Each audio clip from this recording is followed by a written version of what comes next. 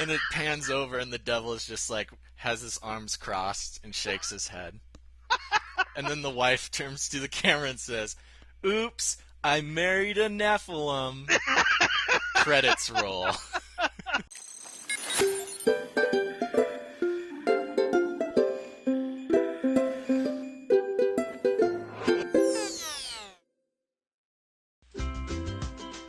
Hey everybody, your buddy Basil here. Welcome to the Joyspiracy Theory.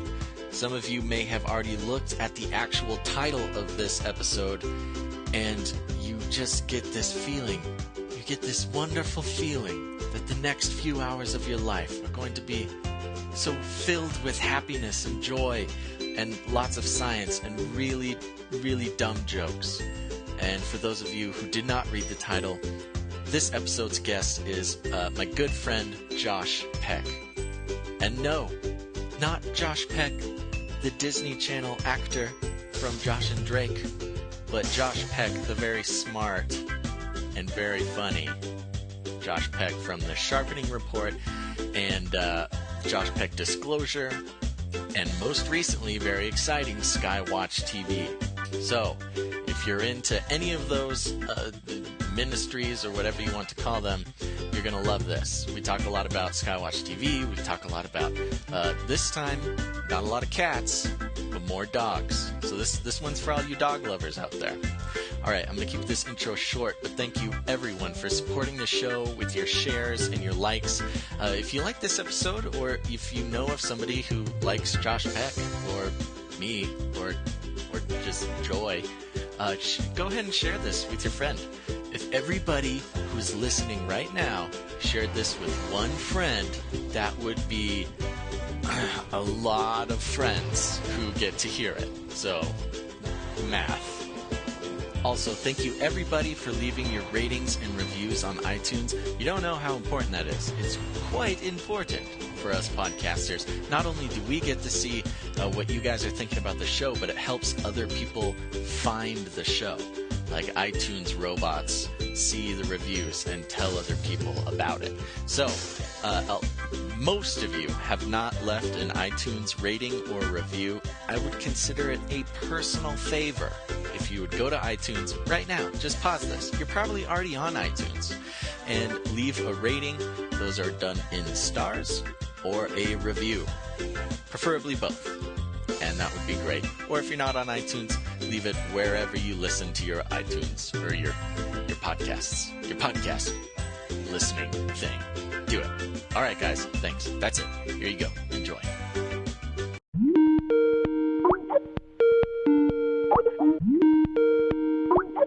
Hey, what's up? Buddy, how you doing? I'm doing good. How are you?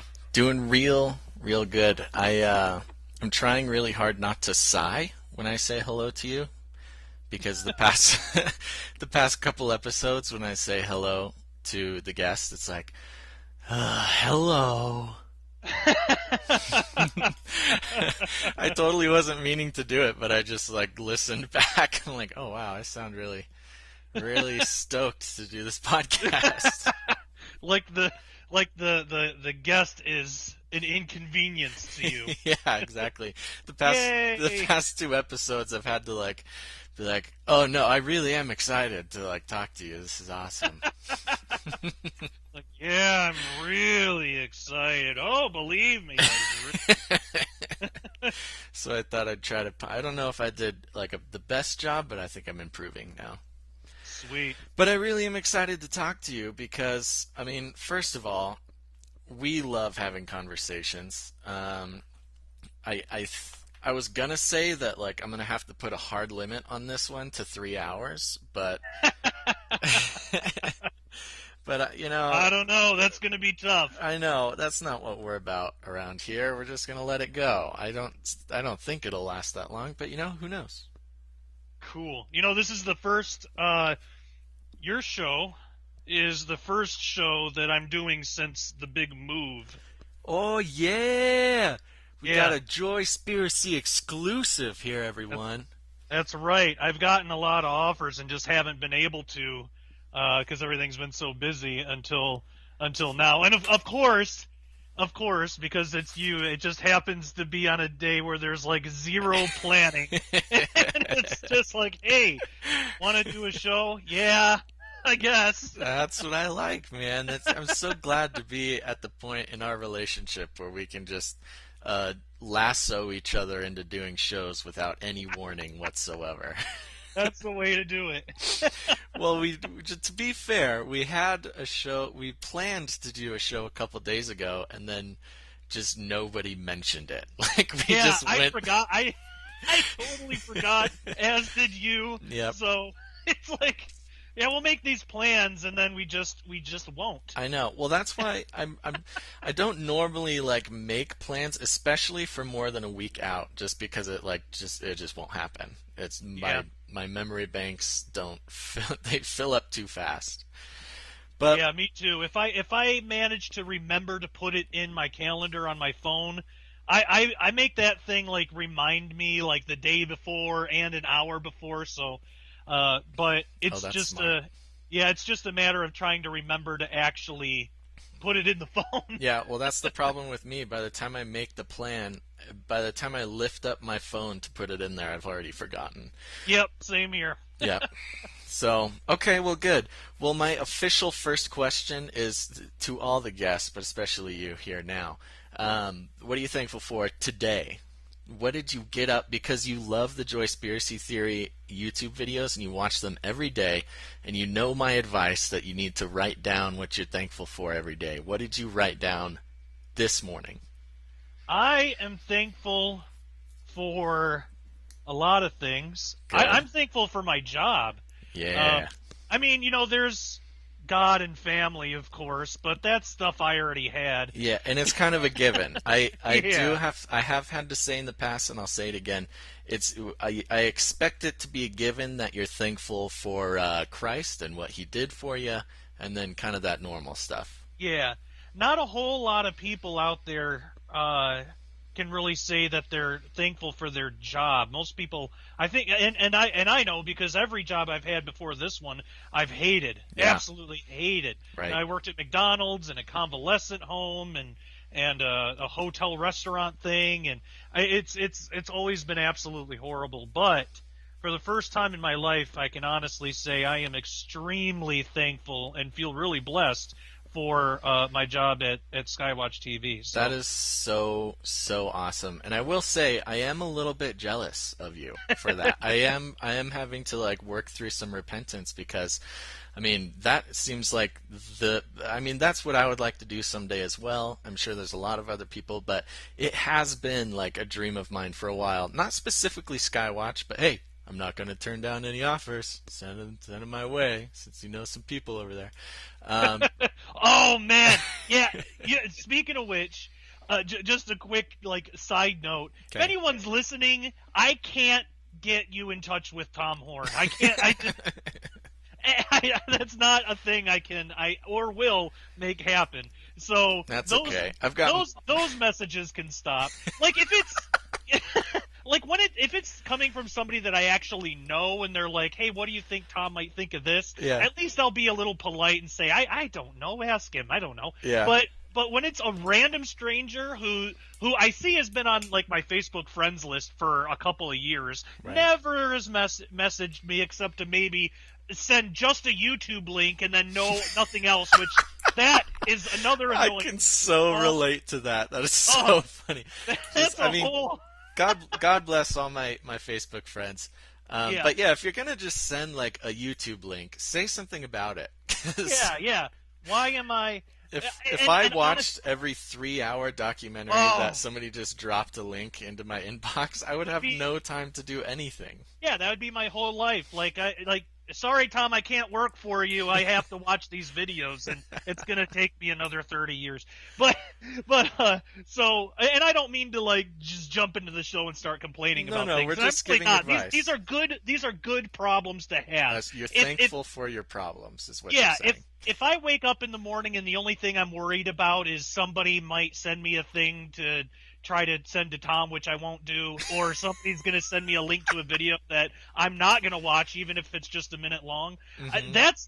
That's good. If I wake up and that's the only thing I have to worry about, that is awesome. Yeah, this sounds like a good deal. So tell us about your job. I mean, just for the people who might not know, what exactly is your job over at Skywatch? Is it a janitorial position, or are you like a butler of some kind? A butler of some kind. Are you Tom Horn's butler? Yeah, he actually hired me and Joe Artist down there. We down here, I guess. We joke around that Tom hired me to just be his friend, to be Joe's friend, because Tom realized it wasn't going to happen organically, so he had to step in. We joke about that, but no, it's actually a pretty awesome deal. It's a little of everything. It's mostly well, I guess the thing with the most responsibility attached to it is video editing all of the programs that go out on TV, which is such an awesome thing to be able to do. Right. And so what just aired? Probably by the time this episode is this I don't even know, is this live or recorded? Yes. Okay, both. Well, I no, think it's just recorded. Oh, okay. But it's live to us and God. So. Oh, there we go. Well, by the time this is out, then the episode that just aired should have been the first Dr. Robert Bennett, which is a phenomenal interview. But that was the first one that was all my editing that actually goes out to air. So every episode from here on out, it's all me. So I'm pretty excited about that. All right. So I'm doing that. I'm working with some of the cameras, which is nice. It's nice to learn how to use all this like high-tech HD camera stuff.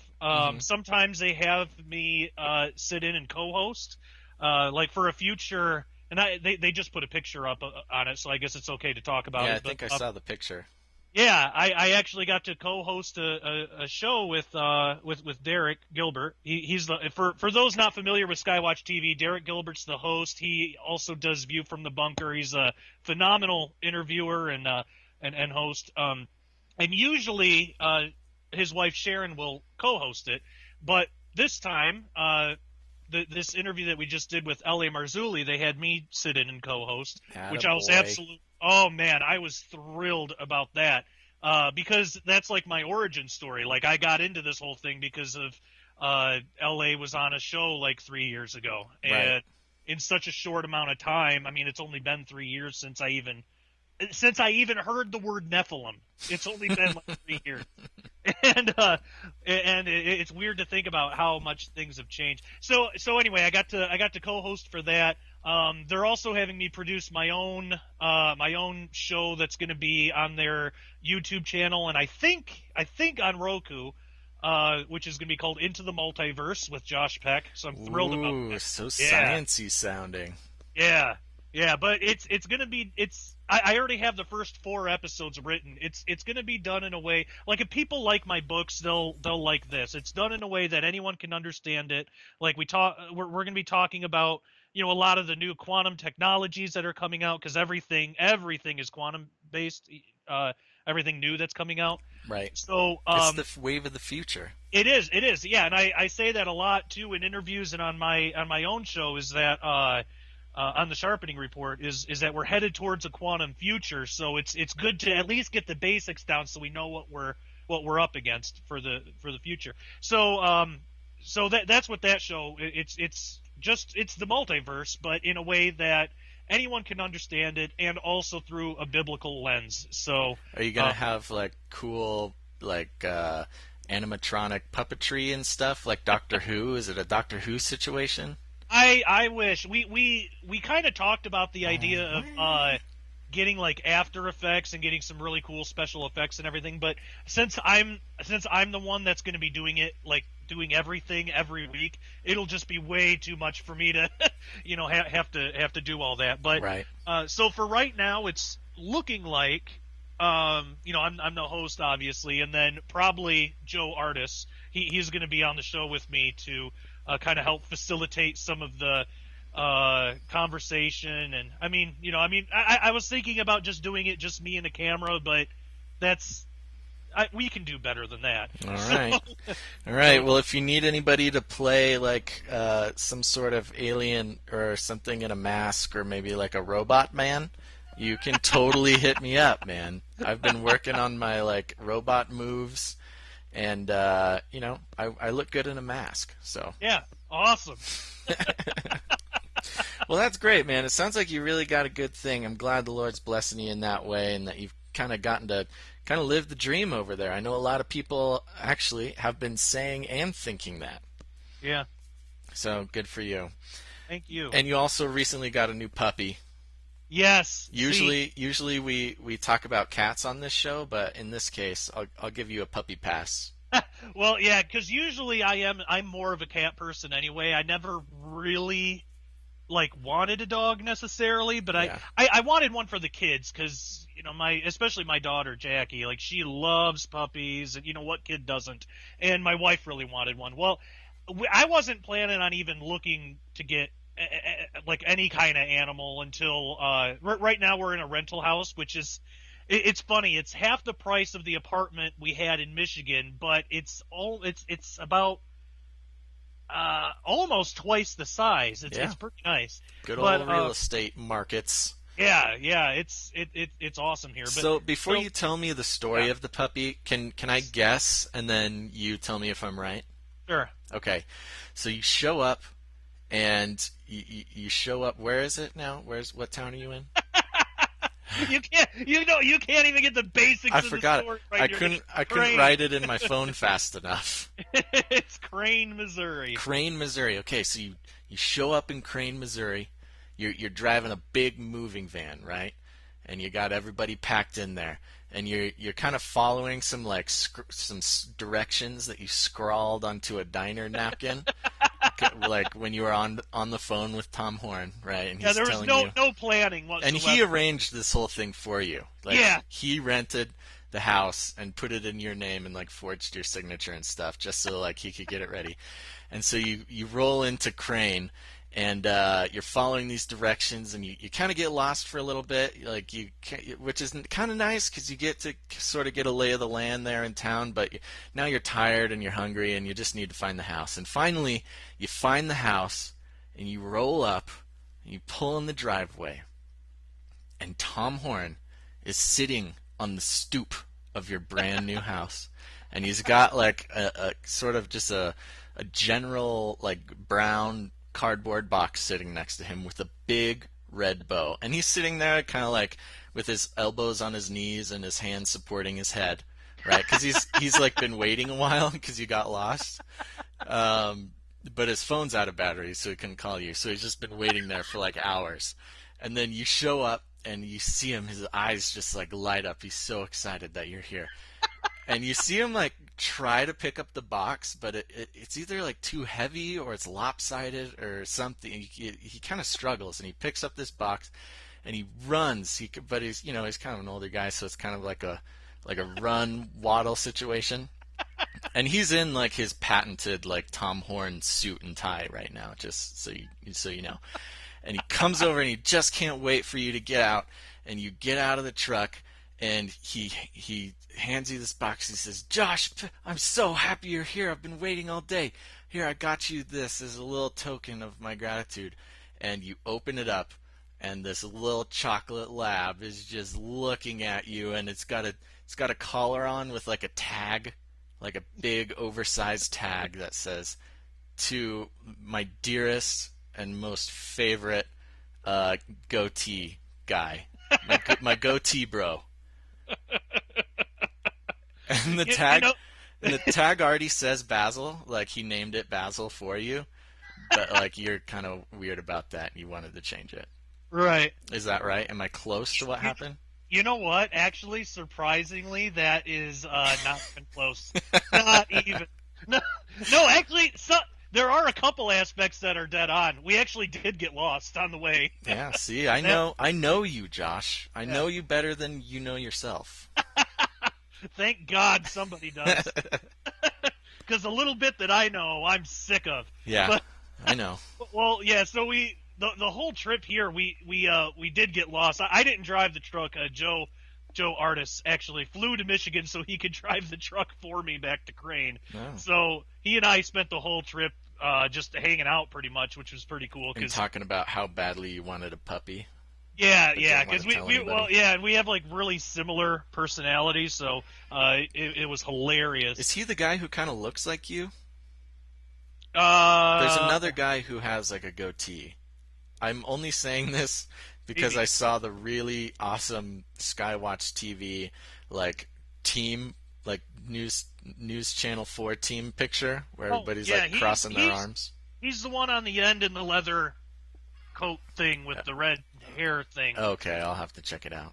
But yeah, so that was cool. But and then so we got here, got everything moved and everything. Well, I wasn't even thinking about getting a dog until like after we get our permanent home. And I saw a post. I think it was like within my first week of work from Sharon Gilbert that some random puppy had wandered into their yard. And Joe, he's a professional dog trainer, and so whenever there's a stray dog that's found, he usually takes care of it and finds a home for it or whatever. And so he was talking about, after the Gilberts gave him the dog, he was talking about how well behaved it was and how he was really, really easy to train and, all this stuff. And so that got Christina thinking, of course. And then I was thinking, well, it's inevitable anyway. And so I texted Joe and said, hey, what happens to the dog when if you can't find its owner, because it didn't have any tag or anything. And he's like, I eat it. Yeah. Well, sir, actually, he did make a joke that was along similar lines as that. And so of course I laughed, and then he was like, no, we there's a shelter and we find a home for it and we make sure he's taken care of. And I was like, well, if you can't find his owner and it's got nowhere else to go, maybe, we'll take it in, because Christina really wants a dog, Jackie really wants a dog, and I'm kind of indifferent on the whole dog thing because I like cats, even though I hate cats, but I like cats. Right. It's a love-hate for everybody. Yeah, it is. I love my cat until he pees on my leather coat, and then I'm freezing for half the year. I hate how much I love cats. Yeah, same Your here. cat pees on stuff? Yeah. You got to get a nice little spray bottle, fill it with hydrochloric acid, man. Let that thing know what's up. Well, he's an outdoor cat now, so that fixed that. That's what happens, cats. Yeah. All the cats listening out there. Yeah, yeah. So we took the puppy, and I was kind of trying not to, just because I was like, well, it's a dog, but I fell right in love with it. So we named it Zeke, which I didn't even think about at the time, but when I posted that his name was Zeke, Sharon messaged me and was like, is that short for Ezekiel, like Ezekiel's wheel, because I write about that kind of weird stuff. I was like, I didn't even think of that, but I guess so. It was destiny. So okay. So your that's wife. The story of the dog. That's good. We're going to continue with another short story about the dog. So your wife posted a picture of the dog on Facebook and said, we got this dog. What should we name it? Yeah. And obviously, inevitably, somebody said they should. And it wasn't me. I'm not joking. Somebody else said this. You should name it Basil. Yeah, and I saw that. She said, I already suggested it, but Josh shot it down. Yeah. Is that a true story? Did she suggest Basil? Yes, that's a true story. Yes! That is the best piece of encouragement that I have had. Yeah, I said I just can't. As cute as the dog is, I can't name a dog after a friend. It's just degrading. You could have the best dog in the world, but it's still a dog. All right. Well, just to know that I was one of the seriously considered options, at least by your wife, without me suggesting it. Yeah. Then that's enough for me. If I would have said okay, she would have totally been. She would have followed through with that. The dog's name would have been Basil, and I would have. Every time I say your name, I have to think about it for like a split second. You can even go back, because I always want to say Basil. Right. And every time I have to think about it for like a fraction of a second. If you go back in like our old interviews and stuff, I would say 90% of the time that I say Basil, you'll catch me thinking about it for a second. Oh yeah, no, totally. It's something that happens all the time. In Yeah, fact, so like a lot of guests on Canary Cry Radio will like call me Basil or whatever, and you know, I don't say anything about it, but listeners will like comment like, "Why? How could they possibly get it wrong? You've done like 100 episodes. You've mentioned your name like 4 times already." I mean, honestly, even my dad, he listens to the show. I don't know if you listen to this one. Hi, Dad, if you're listening. Even he is like says it wrong. He doesn't say Basil, but he'll say Basil, like like really fancy. Basil. Basil. I'm like, Father. That's beautiful. But yeah, so I didn't want that dynamic with a dog that I have to live with. Right. Always getting his name wrong and then feeling bad about it, and then feeling stupid because it's just a dog, so who cares? Yeah, it's a great name for a dog out there. Yeah. So if anybody else is getting a puppy and you're looking for a name it Basil, and you know, send me a pic. We'll make. I saw somebody else suggested Wormicorn. That who could have that been? That was me. That would have been a great name. Yeah, Wormicorn. That's a little inside joke for all you Canary Cry listeners who have transferred over to the Joyspiracy Theory. I was thinking Smoob. That's a good one. That's probably the worst name for a dog I've ever heard. Or Traw. Again, I see why you are not in charge of naming the dog, and why your wife had to succumb to asking Facebook what to name the dog, because you apparently were going to be no help at all. Come on, Smoob and Traw. It's adorable. What do those even mean? Are those like some I don't know. fancy science terms that you're No. like? No, just No, like, they're just ugly. they're just noises that you made with your mouth, and you're like, Yeah. "Is that a thing? Is that a name? Smoo. How about that, honey?" As your wife spins in a chair and faces her computer and asks Facebook. Since I can't rely on my husband, I must rely on Facebook and the likes of strangers because my family is fractured. As little Smoo is peeing on your jacket for the 3rd time.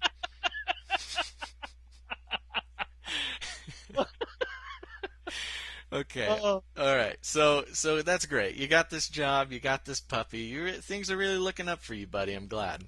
Yeah. Thank you. And one of these days, maybe I'll send in my my talent reel to Skywatch. See if I can get maybe a spot on the new sitcom.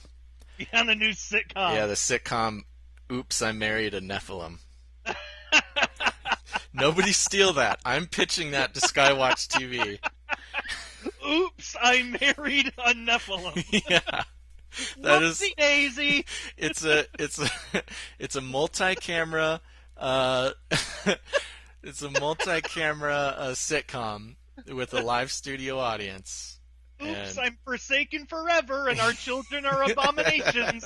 Whoops. And it's just, it's about a woman and her bumbling husband who happens to be a Nephilim, but who like is a really forsaken by the Lord. But he's like a really clumsy kind of like He's not even scary. He's just silly and sad. Yeah, it's basically King of Queens, except for except he's damned. Except for he's half fallen angel and like he gets like assignments from the enemy to like thwart workings of Christ on the earth, but he's always screwing it up. He's always screwing it up, and like Jesus is like, "Sorry, buddy," and just like rides off on a horse. He like accidentally gets someone saved. Yeah, and every he accidentally. Whoop! And it pans over, and the devil is just like has his arms crossed and shakes his head. And then the wife turns to the camera and says, "Oops, I married a Nephilim." Credits roll. And at the very bottom, created and written and directed and starring Basil Rosewater. You know, that might be the only thing where you're that mask will help you. Yeah, exactly. You can't pitch like a serious, cutting edge, hard hitting like news and prophecy show and then, have that. No, nothing obvious. Anybody who knows me knows that there will be no serious, hard-hitting prophecy shows coming from me. Yeah. There may be some other equally as valuable shows, like Oops, I Married a Nephilim. But as soon as Skywatch is ready to like bring a little bit of lightheartedness on the channel, I'm here. Yeah. You're like the fringe comic relief. That's kind of what I'm gonna go for there. You're everyone's breath of fresh air. We all need that. And that's like, okay, everybody's going crazy online and are fighting about really stupid things. But oh, thank God, Basil. I'll come on right after like the flagship show of like it's what's the flagship show? Is it just Skywatch TV? Yeah. Yeah. So. That's been Skywatch TV with Tom Horn. And then, next up, Oops, I Married a Nephilim.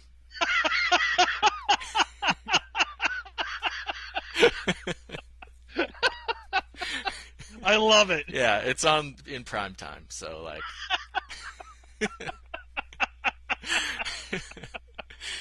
You got a winner. You got a winner there. I'm telling you, if Tom Horn decides he needs some like real ratings, I don't know if you guys are even Nielsen approved, but as soon as that happens, I am there to help you guys out. If he's sitting around thinking, I'm sick of this little league stuff. I want to. Something he's just at night. I imagine he's like sitting in a large leather chair, surrounded by tomes, and he's kind of just staring into the fire, thinking about the future of Skywatch TV. It's like, something is missing.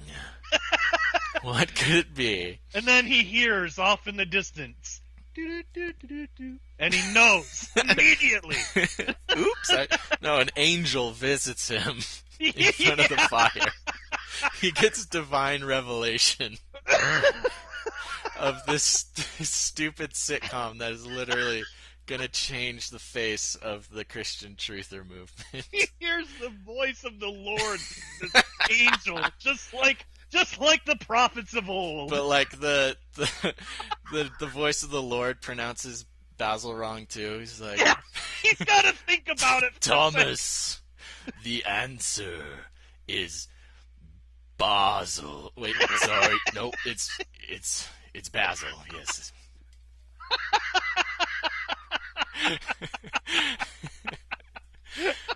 All right, Tom, you know how to get a hold of me.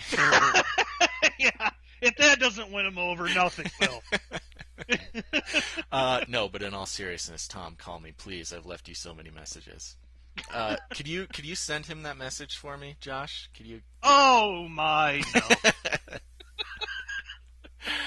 Oh man. Believe it or not, I won't. I could. Come on, man. We're buds. We're pals.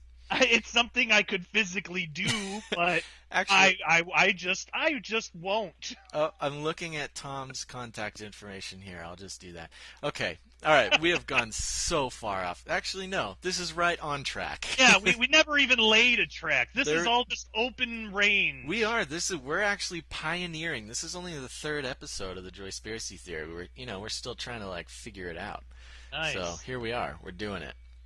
So every week I'm going to pitch a new sitcom for Skywatch TV until they pick me up. That's a good plan. Yeah. That's what this whole podcast has been about. It's just a giant strategy to get Tom Horn to finally notice me. To get his attention. Even though we've done multiple interviews together. Yeah. And I've spoken with him for hours on end. He just forgets me immediately. By the time he picks up his phone to like write my name down, it's gone.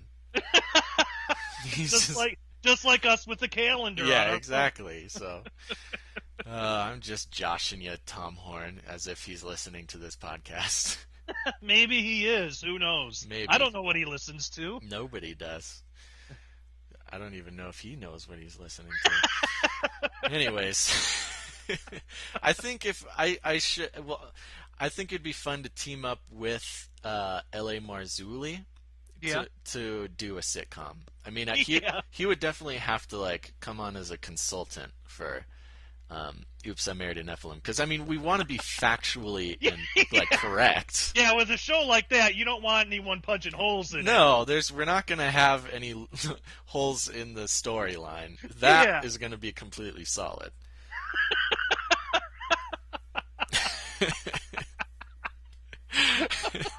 I'm not one of these wishy-washy TV producers who just throws things together willy-nilly just to get canceled after the first season. Yeah. Whoever made V. Kenneth Johnson. Did you watch that show, V? Yeah, I interviewed the guy that developed it. You did? My first book, Quantum Creation, Ken Johnson. Oh, see, that shows how much I read your books. Yay! There you go. So you could totally get me in contact with him, and I'll tell him how I don't want my show to turn out like his show. Yeah. What did you do so I know what not to do? What did you do wrong? Let me know, because that did not turn out the way you expected, did it? For those of you who don't know, V is a show that I don't even think it lasted a full season. I think it went 6 episodes and got canceled. Yeah. It was about like the reptilians ruling the world, basically. Am I correct on that? And it was based on like an original, like it was either a movie or like a trilogy thing back in the 80s. I think it's kind of seemed like an 80s situation. Yeah, it was based on that, but I heard that he's going to try to. Well, I guess what happened with the series that failed is somebody else took control because obviously. Since I had the opportunity, I had to ask what happened. Right. So someone, from what I remember, it's in my book, Quantum Creation. If you buy it for nothing else, just get it for that interview. But yeah. I guess somebody else took it over because he originally, the guy that made the original show or whatever, he originally was going to make a totally different show. It was something about like a grassroots operation that was going to overthrow the government or something like that. Like totally not at all the same. And someone that he worked with or a friend of his or something was like, "Hey, how about reptile aliens?" And they developed that. So it was kind of somebody else's idea, but that's the same guy that, remember that show Alien Nation back in the 80s? Like that was like the first show that really talked about alien beings integrating with the human race and like all the problems that could come up from that. That was way back, like when I was just born. I remember watching that show when I was a kid. But yeah, there's the same guy that did that show and like Bionic Woman. And yeah, I think the problem is, since I'm a professional TV guy, I think the problem with that show is they turned their hand too fast. It was like the first episode, and you knew everything. Like you had seen the leader, and you'd seen, I mean, everything about like the lizard invasion you knew already by the first episode. So that's an issue. What's the guy's name? Ken Johnson. Ken Johnson. I know for a fact he listens to this show. So he has to. He doesn't have a choice. He's contractually obligated by whoever has hired him now, and he has to. It's true. So this is for you, buddy. Give me a call. Let's work on something together. Here's a hint. It's called Oops, I Married a Nephilim. Hit me up. If anybody can get a show made like that, it'd be him. Yeah. Well, and me. Come on. Yeah. Okay. Yeah. Okay. So, well, great. So you got a good thing going on over there. You're gonna help me become continue to be a television producer. Yeah. And because in all honesty, I really don't have anything else to do except get people in touch with other people. Right. That I know now. That's your main job. Like your official job title is like video editor / some guy's friend, and then that's kind of important. But the real important real reason is to here. Filter out who wants to get in contact with Tom. Yeah, and what I'm really interested in is strangers that I've never heard of or talked to in my life. Specifically them. And I really want, like, this is the best way to present an opinion or a theory to me get on Facebook and then message me a 20-page message in one Facebook message thing, private message. Yeah, and the little message box is only like 2 inches wide, so it's about a mile and a half. It's a mile and a half long, and then only give me 10 minutes to read it, and then immediately ask, "What'd you think? Haven't read it yet?"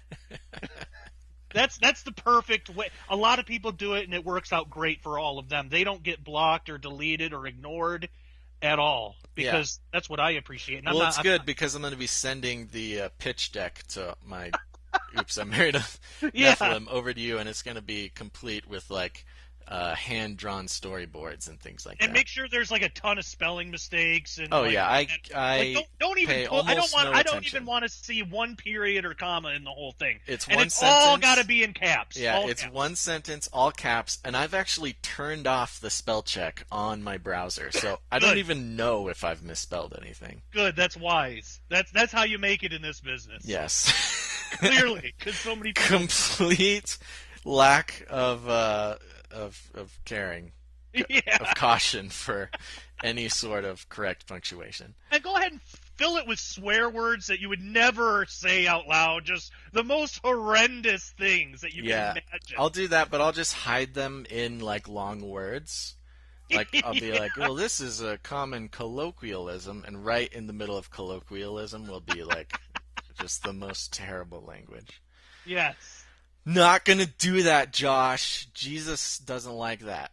No, he doesn't, and you would think people would catch on, but so many people do it. I'm actually surprised when people use foul language in messages to me. I mean, it's I don't usually get them in messages. I get them in YouTube comments all the time. Right. But I don't usually get those in private messages. Private messages are usually or emails that are usually more polite, because usually those types of people, and you know, I'm making fun of this, is like maybe 2 or 3% of the people that contact me. Most people are awesome. One person. Yeah, most people are really, really cool, and you know they're great. But you know, every once in a while, and because it's so extreme and ridiculous, it feels like it's all the time, but really it's like you know, once every couple of days or something, so it's not really too bad. But yeah, about once every couple of days, I'll get the YouTube links. That if there's anybody that's on my friends list, I don't. There's just no nice. I've tried to construct a nice message that I can just send to anybody that does that when they just send me a YouTube link, and that's it. And it usually says something like, you know, I really appreciate the thought that you want me to watch this, but I don't have time, and I don't want you to unnecessarily waste your time in sending me these when I'm not going to be able to watch it or respond. That's very polite of you. I try, because I don't believe that they're doing it maliciously, because that would be weird, wouldn't it? If they're like, oh, I'm really going to stick it to Peck. You never know. It could be like a passive-aggressive psyop that is being... psyop. I'm going to send him one YouTube link every couple of days until he just goes insane. And I'm going to get like 6 of my other friends to do it too, but on different days. It's obviously working, Josh. Yeah, because that's like pretty much all I'm talking about. It's obviously at the forefront of your mind. They got to be, Basil. It's all right, man. They're the elite, and they're tiny minions that are like don't even know that they're minions. Yeah, they know everyone. Yeah, it's insane, man.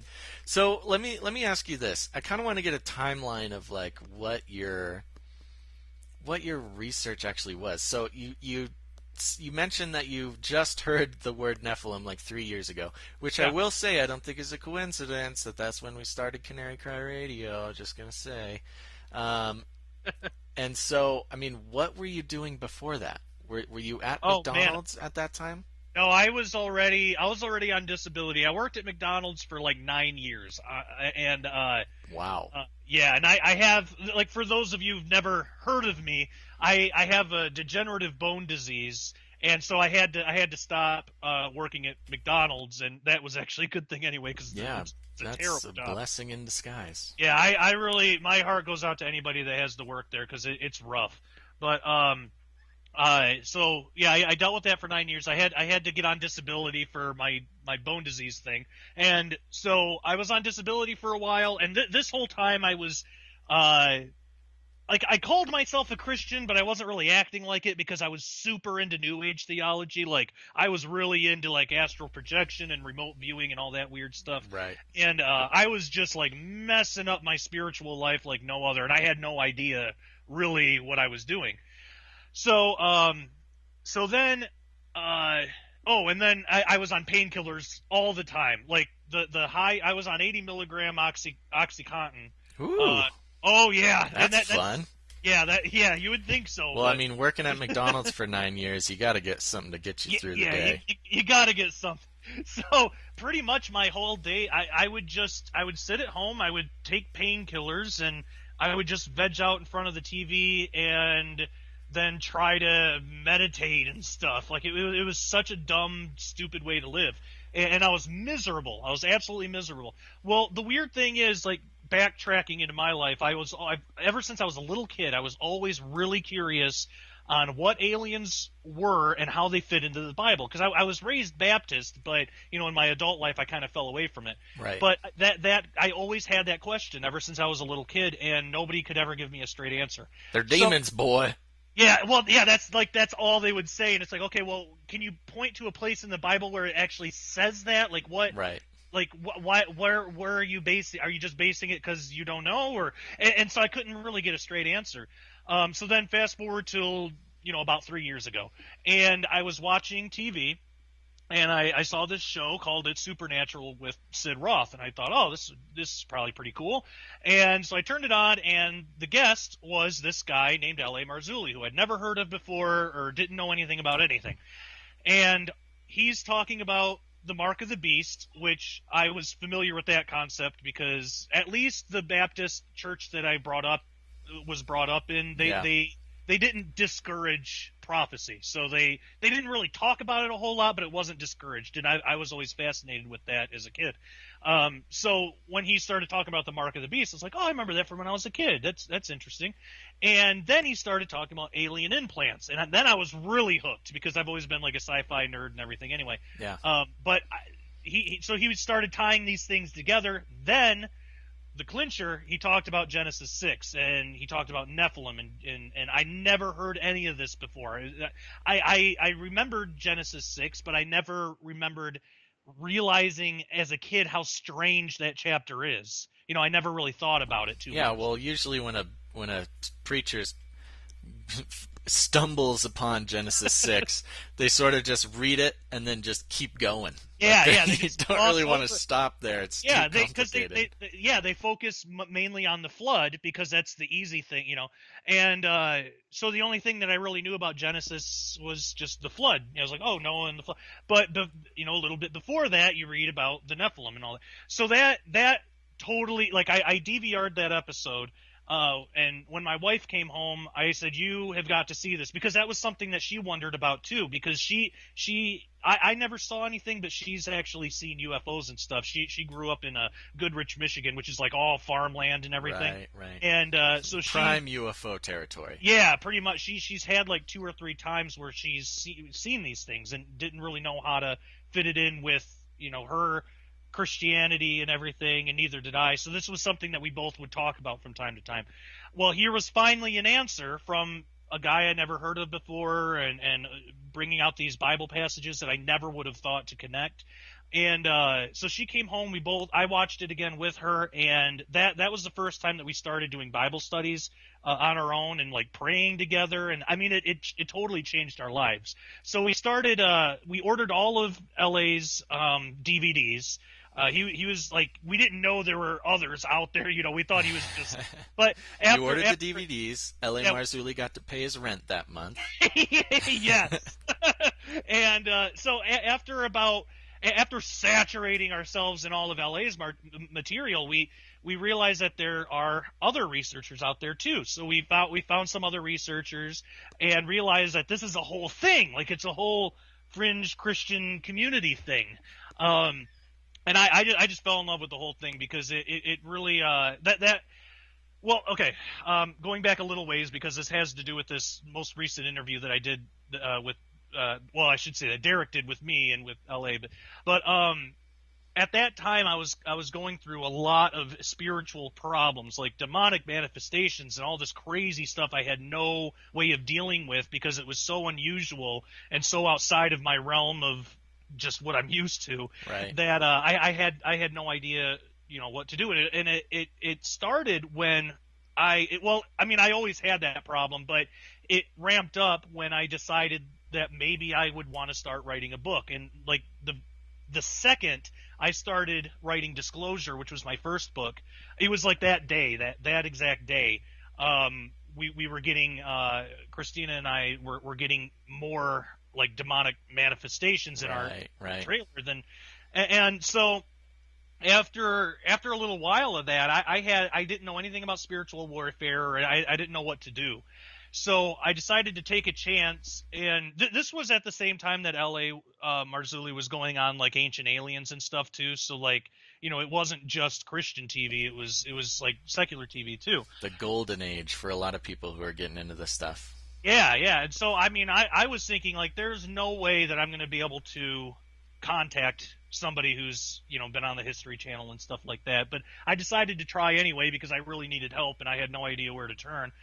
So I emailed him, and he actually called me and talked to me. He gave me a crash course in spiritual warfare. He gave me some really good advice on how to use the name of Jesus to cast these things out, and so I did. And ultimately, it even stopped. I had before that time I had sleep paralysis all the time. Well, yeah, buddy. Yeah, from what LA told me, and then later on, Chris Wykes, he's got a whole ministry based around stopping sleep paralysis. He helped get like the last 5% that was still there gone. But it got rid of it, so I didn't have sleep paralysis anymore. No more demonic manifestations, and every once in a while, when something would try to come through, Christina and I knew how to handle it. So again, LA changed our lives. So that I wrote Disclosure, released that. LA wrote a blurb for me for that book. He wrote like a nice little endorsement for it. And then I just was doing my own thing for a long time, and I didn't really have any contact or I was busy doing my thing. I didn't really have like a reason to email him or call. I didn't want to be like that kind of guy that calls him and emails him and bugs him all the time. So I didn't talk to him for a really long time. And well, then I started doing my own show, The Sharpening Report. And after like 80 something episodes, I thought, hey, how about LA?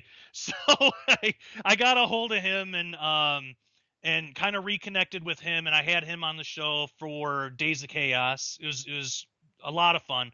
And then just recently, this is just like a couple days ago. I'm working at Skywatch now, and every time that they bring in a guest, we, all go out to dinner and everything. So I got to have dinner with LA and got to talk, and I got to actually personally thank him. And I got to do that actually on the show. That's part of the interview. Because Derek has a similar story too. Derek kind of found the Fringe Christian community through L.A. Marzulli. So we both got to actually tell our stories wow. too, and thank him personally right there on the set. That's awesome. That's like a genealogy meeting type situation. Yeah, it was absolutely mind blowing, and so really obviously all the, and LA's the way he is, so he's like, all the glory goes to God. I got to cast the crown and everything, which is really cool. But obviously all the glory does go to God, but LA was still obedient in what God had him do with his life, and it led Christina and I to where we are now, and we wouldn't be here. I don't even know if I would be a Christian, in all honesty, without finding that episode that LA, Well, I think that a lot of people, a lot of listeners are in the same boat, but whether it's LA Marzulli or someone else, or maybe even you,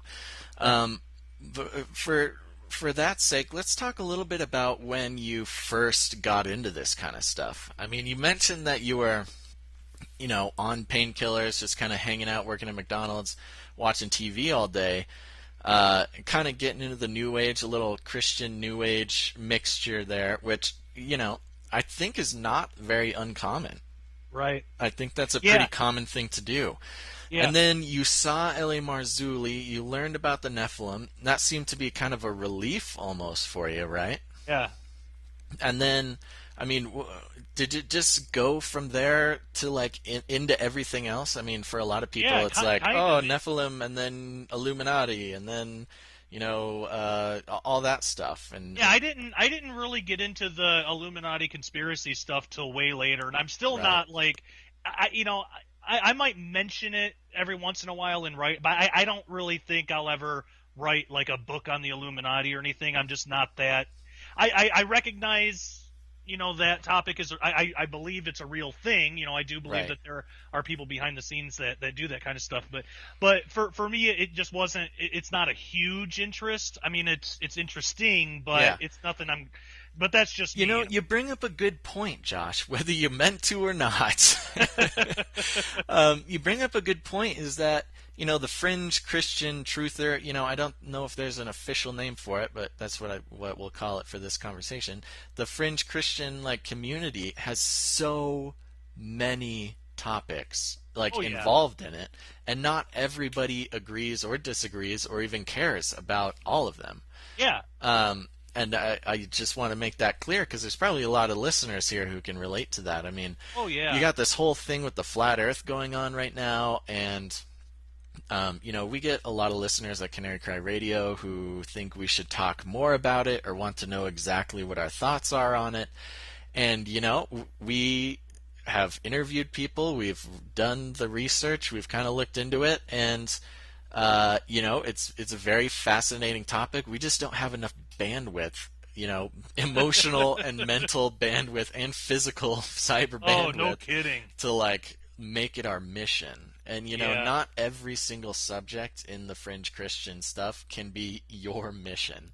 Yeah, and that's what I like about it too, and there is a relief in that is like when I first like the first like DVD set, I guess, that Christina and I our first exposure to just all the diversity of topics was we ended up buying the Branson 2012 DVD set from Prophecy in the News, and You this are is. just a DVD. If I ever come out with a DVD set, you are the first person I'm calling Yeah, I love. because I've always you will buy me out.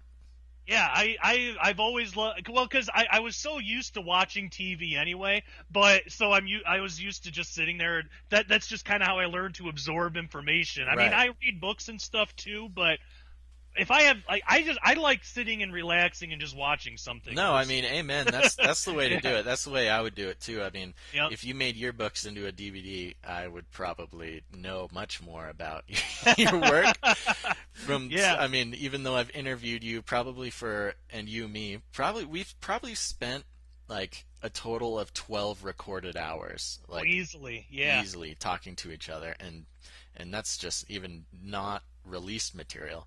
Um, But yeah, like when we got those DVDs, I realized like, wow, there is a large diversity of topics because that was my first introduction to Doug Woodward stuff. Ray Gaino was on there. Just all these different people talking about way different. Doc Marquis was on there, all talking about a bunch of different things. Chuck Missler was on there, and so that was kind of my first introduction to realize that it doesn't have to be just Nephilim, or it doesn't have to be like just right. conspiracy, or whatever. Uh, Everybody has different things, And even oh, when it's not, even when you're not focusing on every single thing at once, they all seem to have a way of fitting together, no matter oh yeah, what subject it is. It kind of has a way of fitting in with the rest of yeah, the worldview that it could be considered, the standard fringe Christian worldview, or the yeah. developing one at least. Yeah, it really does, because I found my groove in quantum physics, which is like a totally weird thing that would even be involved in Christianity, but Right. it is, and I love it, and I found my groove in there, but it branches off and it connects into so many things, because from quantum physics obviously comes CERN, and everything that I've looked into in CERN, I do believe that there is some kind of shadow people thing going behind, somebody behind the scenes pulling the strings. I don't think necessarily the physicists that work there are Illuminati or Right. anything. Right. But I do think that there is some type of shadow government, or there's something going on behind the scenes that being told, and I don't think they're being told either. Right. I don't know exactly what that is, but so I mean, it connects into that arena. It connects with the Nephilim stuff because and UFOs and big transdimensional time. Stuff and yeah. I mean, it branches off into everything. So it's like I get I think I think God's created everybody for some purpose, and I found mine. And this was a big inspiration for me. It was L.A. Marzulli's lecture DVD series. And that's when L.A. Marzulli got to build the kitchen on his house. Yeah. It was when you bought all of his DVDs. Again, even the ones you already own. Yes, because I wanted them, and I decided I will have them. So I think it was disc 2, or it might have been disc 3, but he said something along the lines of, after he finished his thing, he said, okay, well, now you have the information, do something with it. You can't just take the information and sit on it. You have a responsibility to do something with it, and it's up to God what that's going to be. So you got to be open to that. And that really inspired me, because I knew that I was hearing things that most people will go their whole lives without hearing. Most people will go their entire lives without even hearing the word Nephilim. Right. You take the whole population of the earth. But so I'll wrap that thought up real quick. But I mean, it's good. I just have I kind of want to know what you were going through. Like, what was it like? What were you feeling, Josh, when all this happens? I mean, was this excitement? Was it kind of a bummer? I mean, what was? No. It was, for me, for the first time, I actually felt a sense of purpose, because before that, awesome. I was living off the government and taking painkillers all day, and that was my purpose. Right. And I didn't feel like I was being a really good husband, and I didn't have the motivation to really do anything about that. You were married at this time? Yeah. You stayed your wife stayed with you when you were a pitiful couch potato? She stuck. Well, she always saw something in me that no one else, including myself, did. God bless your wife, man. I know. Yeah, I'm. That's the real blessing in my life, is her, because I wouldn't have. She was always there, supporting me and encouraging me, and that's Christina Peck. Everyone, yes. Is it okay if I give away the name? Yeah. Okay. She actually, her and I just did an episode of Skywatch TV. It's probably still up on skywatchtv.com. I saw her profile picture from this TV show. Watch that show. She actually made Derek Gilbert cry. her testimony is so powerful. And I mean, I've heard the story 1,000 times, but when I was editing that show, I was still getting teared up. It's phenomenal. People have to check that out. You can go to skywatchtv.com and find it. But, check that out. Shout out to Christina Peck. Yeah, almost named her dog Basil. Yeah, she's phenomenal. But for the first time, I started to realize that, she was right, and I did have a purpose. God did have something for me. And, I think he just had to take time to prepare my heart and wait for me to get to a place where I was honestly seeking that. That's an interesting point, too. That's awesome. I mean, you were basically just floating around purposeless, which at some point in our lives, everybody's there. Oh, yeah. And so there may be some listeners right now who are kind of in that stage right now and kind of we're just waiting for something to show itself, or maybe they're praying, or maybe they're not. I mean, what was that situation like? Obviously, you had a great wife who kind of pushed you in that direction. Well, for me, because I had prayed before, God, what do you have me here for? But a lot of that beforehand was me complaining about my situation at the time, because before I got really depressed, Christina and I were in a 2-person Christian rock band kind of thing. And what? I never knew that. Oh man, yeah, we were in you were a husband-wife rock team? Yeah. And we actually got signed to an independent label in Michigan. What? But you know what? Yeah, you know what happened though? No, because I have never heard of this before. Josh, strangely enough, you can tell by my surprise I don't know what happened. know what? I've done a ton of interviews. I don't think this has ever come up in an interview before. I don't think so either. It I definitely would have come up if you would have let it out in one of our Yeah. interviews. Yeah, it's weird to think about because that was such a big part of my life. But yeah, it's All never right, come- another Canary Cry. Oh, dang, Yeah. this is not Canary Cry Radio. This is the Joyspiracy Theory exclusive. Yeah. Okay, tell me about this That's- band that you had with Never your wife. before heard. Yeah, behind. So we started. I'd always been ever since I was about 15. I loved guitar and I've always been really into writing rock music and everything. You know, I've always really loved it. And for the longest time, that's what I wanted to do with my life. I wanted to be a musician, and you know what teenager doesn't? You know, I mean, it was like, but I was going to be the one that would actually, you know, I was Right. never going to be the person that would give up on the dream. You Hey, know, I've been there, man. yeah. And I just talked with Sam Swanson, and you know, Yeah. we talked to a lot of creative people on this show. All right, so you Yeah. weren't going to be the one to give up. You were I making it. wasn't going to be. I was gonna. I didn't know how I was going to do it, but I was going to do it. Did that come from some place of like hubris, or where the whole time Yeah. were you like, Lord, I'm just gonna do this for you, baby? No, I Oh, was Jesus, baby. definitely doing it for myself, even though Yeah, I didn't there you really go. realize it at the time. But I was so arrogant. Like I thought it's just gonna happen because that's what's supposed to happen. I'm interested in this and I like it, so that must be why I'm here. You know, it was such a like one dimensional way of thinking. Right. So so I got as good as I could at guitar and writing music and all this stuff, and you know, I was in various bands, none of which ever really went anywhere or did anything. And so then Christina and I got married, and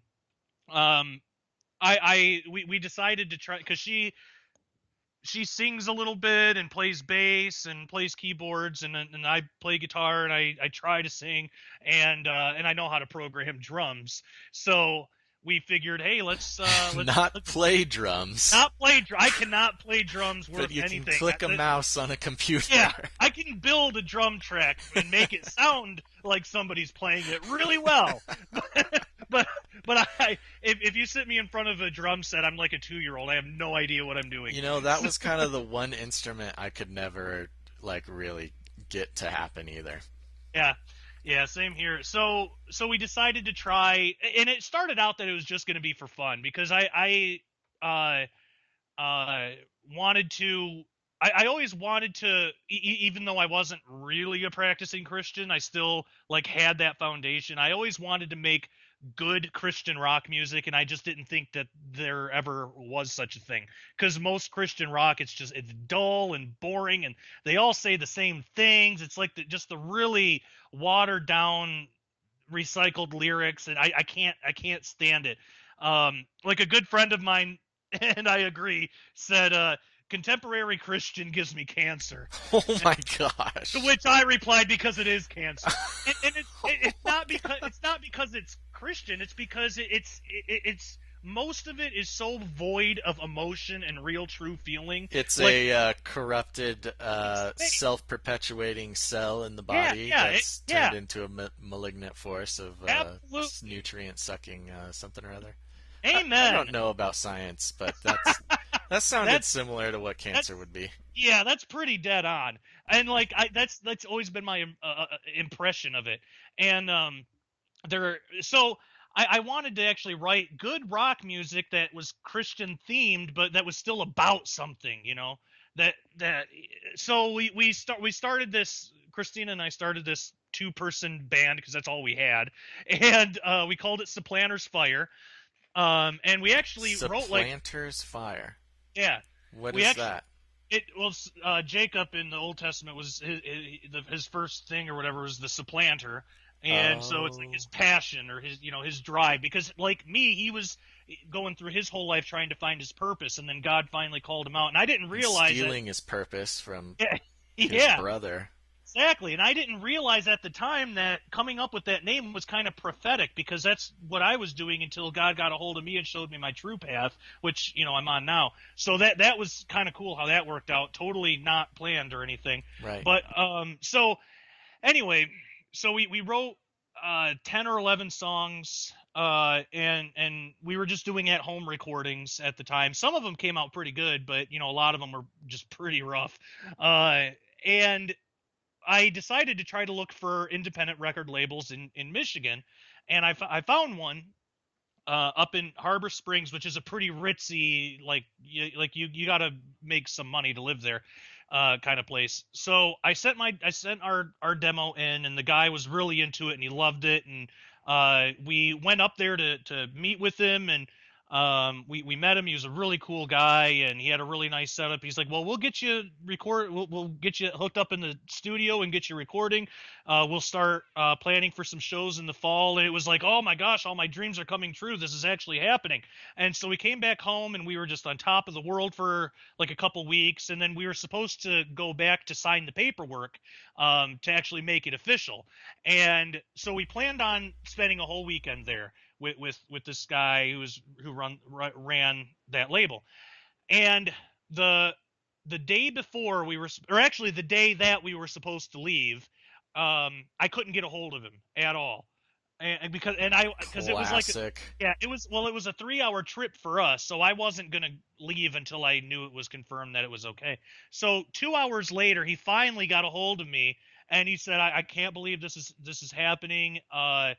The label is bankrupt. We went bankrupt. We're finished. And I mean, he was so sad and depressed and like remorseful, and I mean, he was almost crying on the phone. He was so heartbroken that he had to deliver this news to us. I mean, he was a really nice guy and everything, right? But to no fault of his own, it was just the economy and just the time.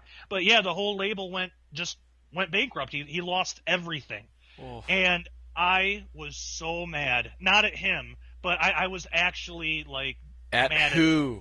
I was actually mad at God. There it is. Yeah, and I had realized I had been mad at God before. I just never admitted it to myself until that time.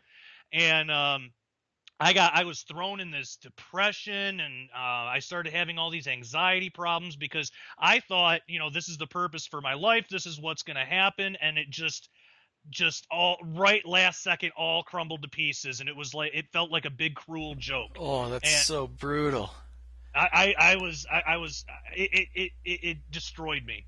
But looking back on it now, that needed to happen, because that put me in a place where instead of complaining to God all the time, what did you put me here for? After I was dealing with the depression for a while, and I reached the point of desperation where I had no choice. I had to honestly open myself up to God and say, okay. How did you come to that? I mean, were you just sitting there all depressed and you just figured like, this can't go on, I have to?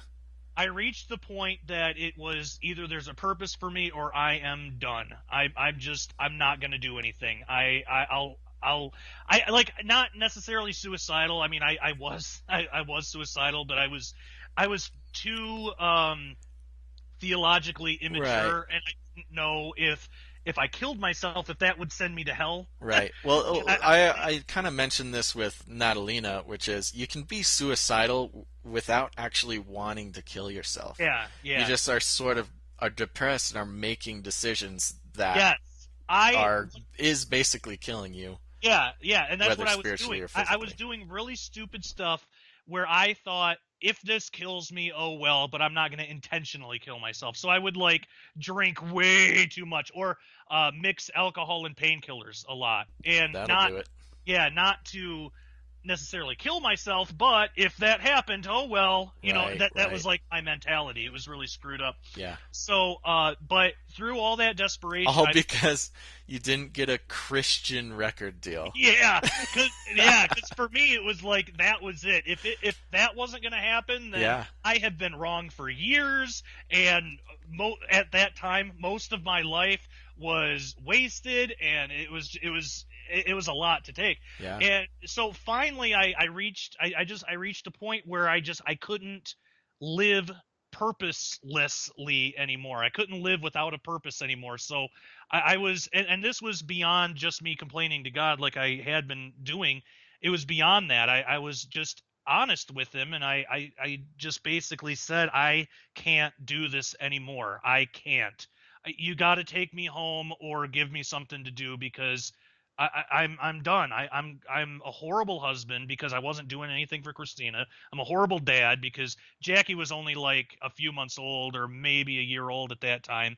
Um, I wasn't beyond just keeping her alive. I didn't really feel like I Right. was there for her or really doing anything.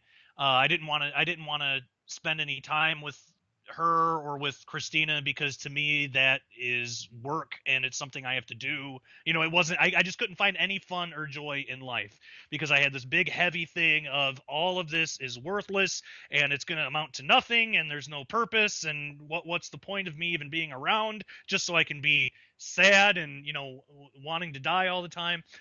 So for the first time it went beyond complaining and it was an actual honest prayer. I mean it was honest, and it wasn't long after that, maybe a week after that, that I saw that television program with LA, and everything changed. It wasn't That is completely awesome. immediate. I mean, it wasn't like right when I saw that I now knew. That took time, but even that was fast. I mean, it But it was within. started you on the path. Yeah, it gave me something, and then after, really, I mean, after maybe a week or two, I started to see like I could write, and I actually remember when I was in kindergarten, I had this teacher. Her name was Mrs. Smith, so it's a really generic name, but she had always been my favorite teacher because she actually took interest in what I did. I didn't find out till years later that she was a Christian, and she passed away. She died in a car accident Oh, years later. But I remember when I was in kindergarten. I was writing some. I always wrote when I was a kid. It was never assigned to me. That's just what I did in my free time. And I had forgotten about that. But I remember vividly that I was in kindergarten writing something about ET. I think actually it was. I still have that stupid short story. ooh. Talk about prophetic. It was Yeah. ET was my favorite movie growing up, and I was writing something about ET. And then Mrs. Smith came up to me and she said, "Josh, you're going to be a writer someday." And the tone, it wasn't like, "Oh, that's so cute. You're going to be a writer someday." It wasn't. She was dead serious. She was, "Josh, you're going to be a writer someday." And I had forgotten all about that because I was in kindergarten. I'd forgotten all about that until years and years and years later, the L.A. Marzulli thing, and then I thought maybe I could write a book, and then it was instant. It's like God dropped that memory in my head, and I remembered, and I think that was a personal prophecy given to me way back. I don't even know if Mrs. Smith was aware that she was doing that, Sure, sure. You know, going back. So yeah, it's amazing how it all worked out. no, that's awesome, and I've mentioned this before on the show, but I love it when somebody gets to a point in their life and they're just mad at God and they just are just shouting at Yeah, him or because just it's like honest.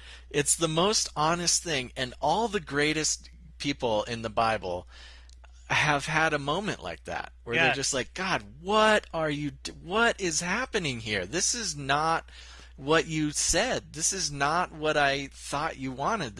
Nothing is going right. What are you thinking? And Yep. my favorite part about the situation is God always yells back. Yes. It's like, Oh, and he did because he used LA to show me how screwed up I was and how much I was messing up my yeah, own life. I was messing around with this new age stuff and this astral projection stuff that was opening doorways to let all this spiritual crap into my life, and even the stuff that wasn't manifesting, just the stuff that was working behind the scenes to make me miserable. I had brought all that on myself in a way because I wasn't obeying God, and God, he yelled back. He used LA to show me all that. But boy, I'm so thankful for that though. And now looking back, like I can see why it had to be that way because without me going through all that, I used to be so stubborn. God probably did try to give me this path in life earlier. I mean, I can look back and see how the writing thing every few years would come up in some way, and I just never really wanted to do it. right, Never, because I knew it would be work, and I didn't want work. I wanted fun. I wanted to play guitar, and I wanted to be recognized and all that stupid stuff. I didn't want to actually work for a living. So, but once I reached that finally I reached that point of honesty. I mean, I found a passion in writing and doing my show and working at Skywatch. I mean, I found a passion that I've never had for music. I love music. I still play guitar. I actually just bought a really nice Les Paul. I was actually going to ask you about that. I saw that on Yeah, Facebook. I've always wanted one that could never afford one until now, and I love it. Like, I still love music, and I love playing and writing music. I'm always going to be doing that, but my real passion, my real purpose, I should say, in life is writing and getting this stuff out to other people who need it. Yeah. So that, yeah, it's amazing how that all worked out. Yeah, and so, I love that because finding your purpose and actually doing something that gives you a meaning in life or gives you a mission or gives you, like you feel like you're supposed to be doing it. I mean, that's one of the happiest points in a person's life is when they find that situation. And one thing, the personal contact that LA made with me was what really clinched it, because to me, when him calling me, it really solidified in my mind, this is a real person. This is a real human being who has gone through things too.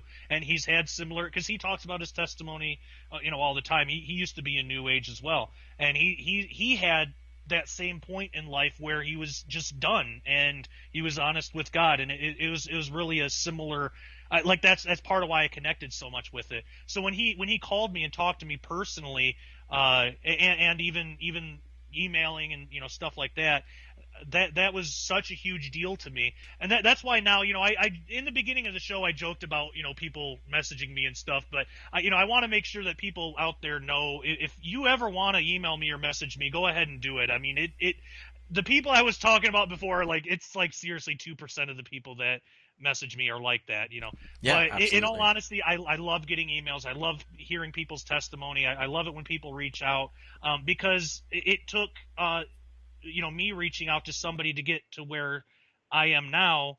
And if I can ever be that for somebody else, I mean, that would really, that would be great. So I'm always open to people who want to email me.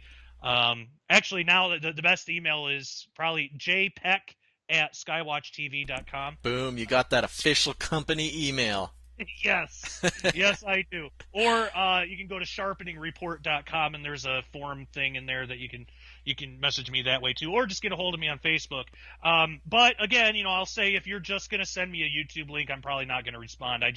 I make fun of it, but I honestly just don't have time, because so many people do that. I don't have time to watch all of them, and most of the stuff, it's stuff that I'm not the guy for that. I'm not the Illuminati conspiracy guy. I wouldn't have anything to add anyway. Right. Now, if somebody is like, hey, here's a quantum physics thing, what do you think about this? Since that's actually more of what I do, I might be more interested, and I might actually respond to that. But if somebody sends me something about the Pope, or about, something that I've never really written about or have anything to, there are better people out there that are better equipped to handle that kind of stuff. Right. So, yeah, we get that a lot with Canary Cry Radio. Somebody will send us something and want us kind of to answer questions about the subjects that the guest who was just on our show was talking about. Yeah. And we're not the professionals when it comes to knowing all of their material. That's exactly why we give links at the end. But so I just cannot stress it enough. I think that's an awesome story, and it came to that point. There could be some listeners out there who, are just at that point. They might not have, they might be working and have a family and doing great, but not really totally fulfilled, not just with their work, but just with their life. They feel like they're not living up to the call of whatever, they don't know what the call is, but they know they have one, or if they don't have one, they know they should have one. Yep. And it's all about taking that first step of honesty with God and realizing He's waiting to hear your voice about it. Yeah. I really believe everybody has a purpose. God doesn't do anything in vain. Everybody has some purpose, and it might just be that you witness to your neighbor and lead him to Christ, and maybe that's it. And then I don't know. Not my path isn't going to be everybody's. Everybody's thing, but Well, But right. everybody does have a purpose, and it's all about taking that first step, but also realizing that whatever you feel like your purpose might be, it's not impossible. Because the first time when I really started watching all of LA stuff, I thought that would be awesome to do that. But I thought, man, you'd have to spend 20, 30 years to build something like that. But this happened, and I can't even say that I've done it, because it's not just me.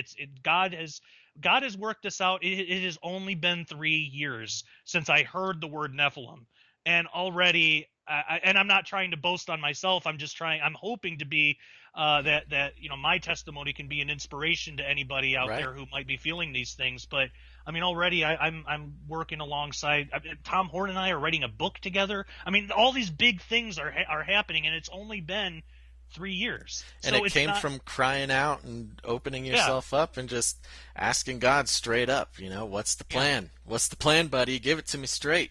So it's not hopeless, and it's not impossible. Yeah. And it may not look like your path or my path even. I mean, Yeah. uh, not everybody can have a podcast. It seems like everybody has a podcast. But it doesn't mean you have to have a podcast or have to have an online ministry or have Right.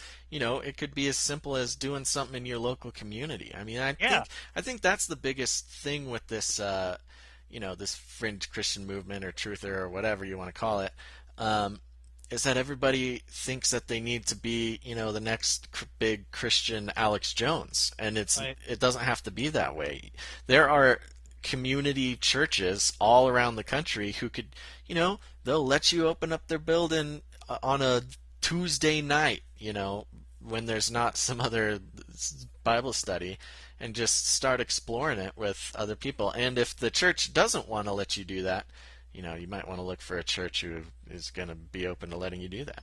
Yeah. Yeah. Find one that will, because that's what the church really, really needs Yeah. is people doing this in the community. Right. Because that's one thing that I don't excel in, and Yeah. like in Michigan, I didn't even know my neighbor's name. I've just never really been that guy that's going to go out and make friends as an adult. It just does. But now that I'm here, I'm part of a community that was already here. I'm working with all the. And it's weird to me that I'm working alongside of all the people that I basically grew up on in this stuff, the past 3 years, Right. and have always like looked up to in the past, throughout the past 3 years.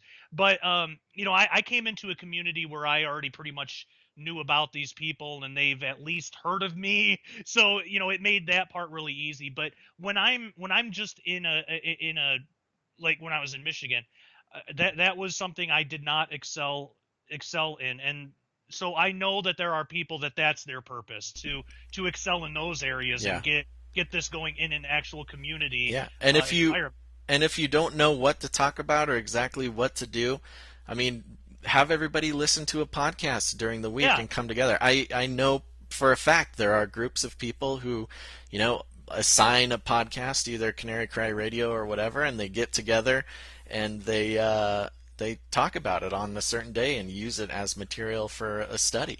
Yeah, and that's what's good about podcasts like yours, like Canary Cry and like the Joyspiracy Theory. And what I've tried to do with mine is that it's timeless. It's not it's not outdated information. You can go back to the Right. very first episode of Canary Cry, and it's still relevant. Right. And it's the same with my show, with the Sharpening Report. You can go.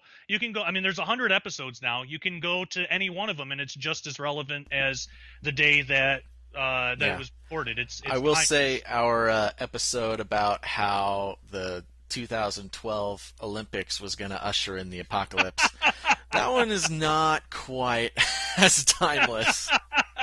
It's funny because we've been slowly releasing the Canary Cry collection on YouTube, Yeah. and for some reason we started from the most recent and going back to the early ones, and we post the original air date on the video, but people are still like, I already knew about this. This came out years ago.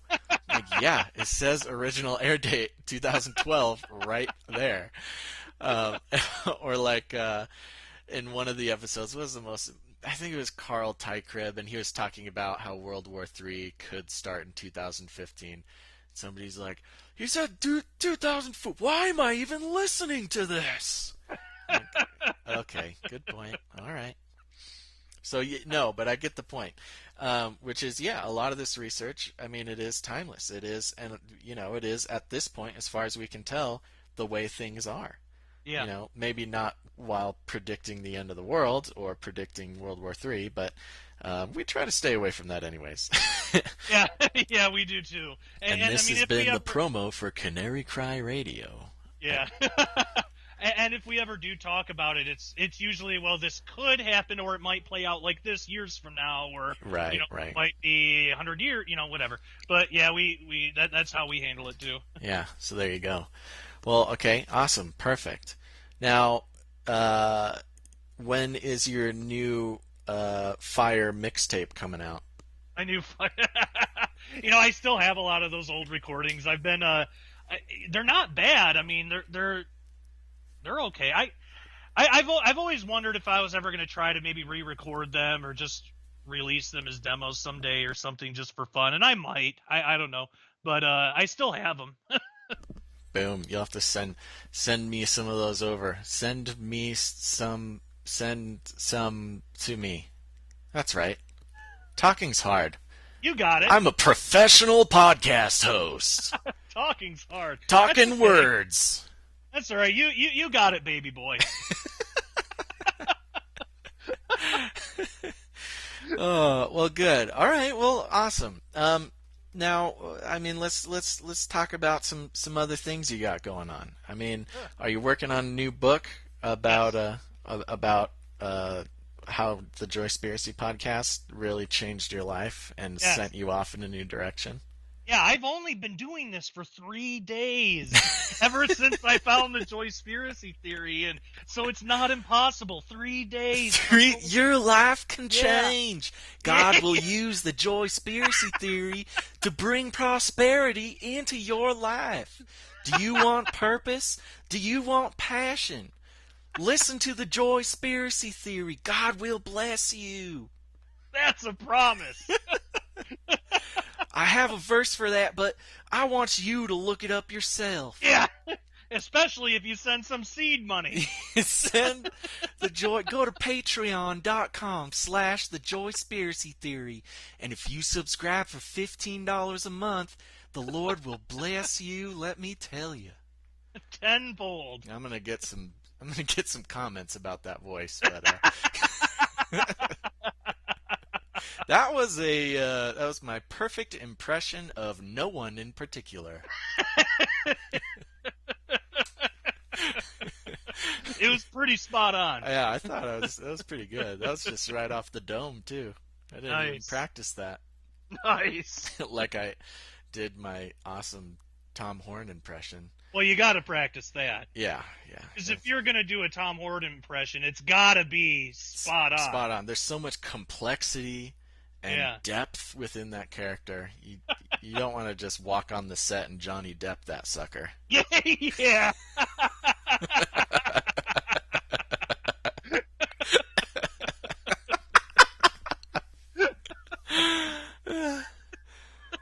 Can you do any? Do you have any impressions you want to share with us? I have nothing. Okay.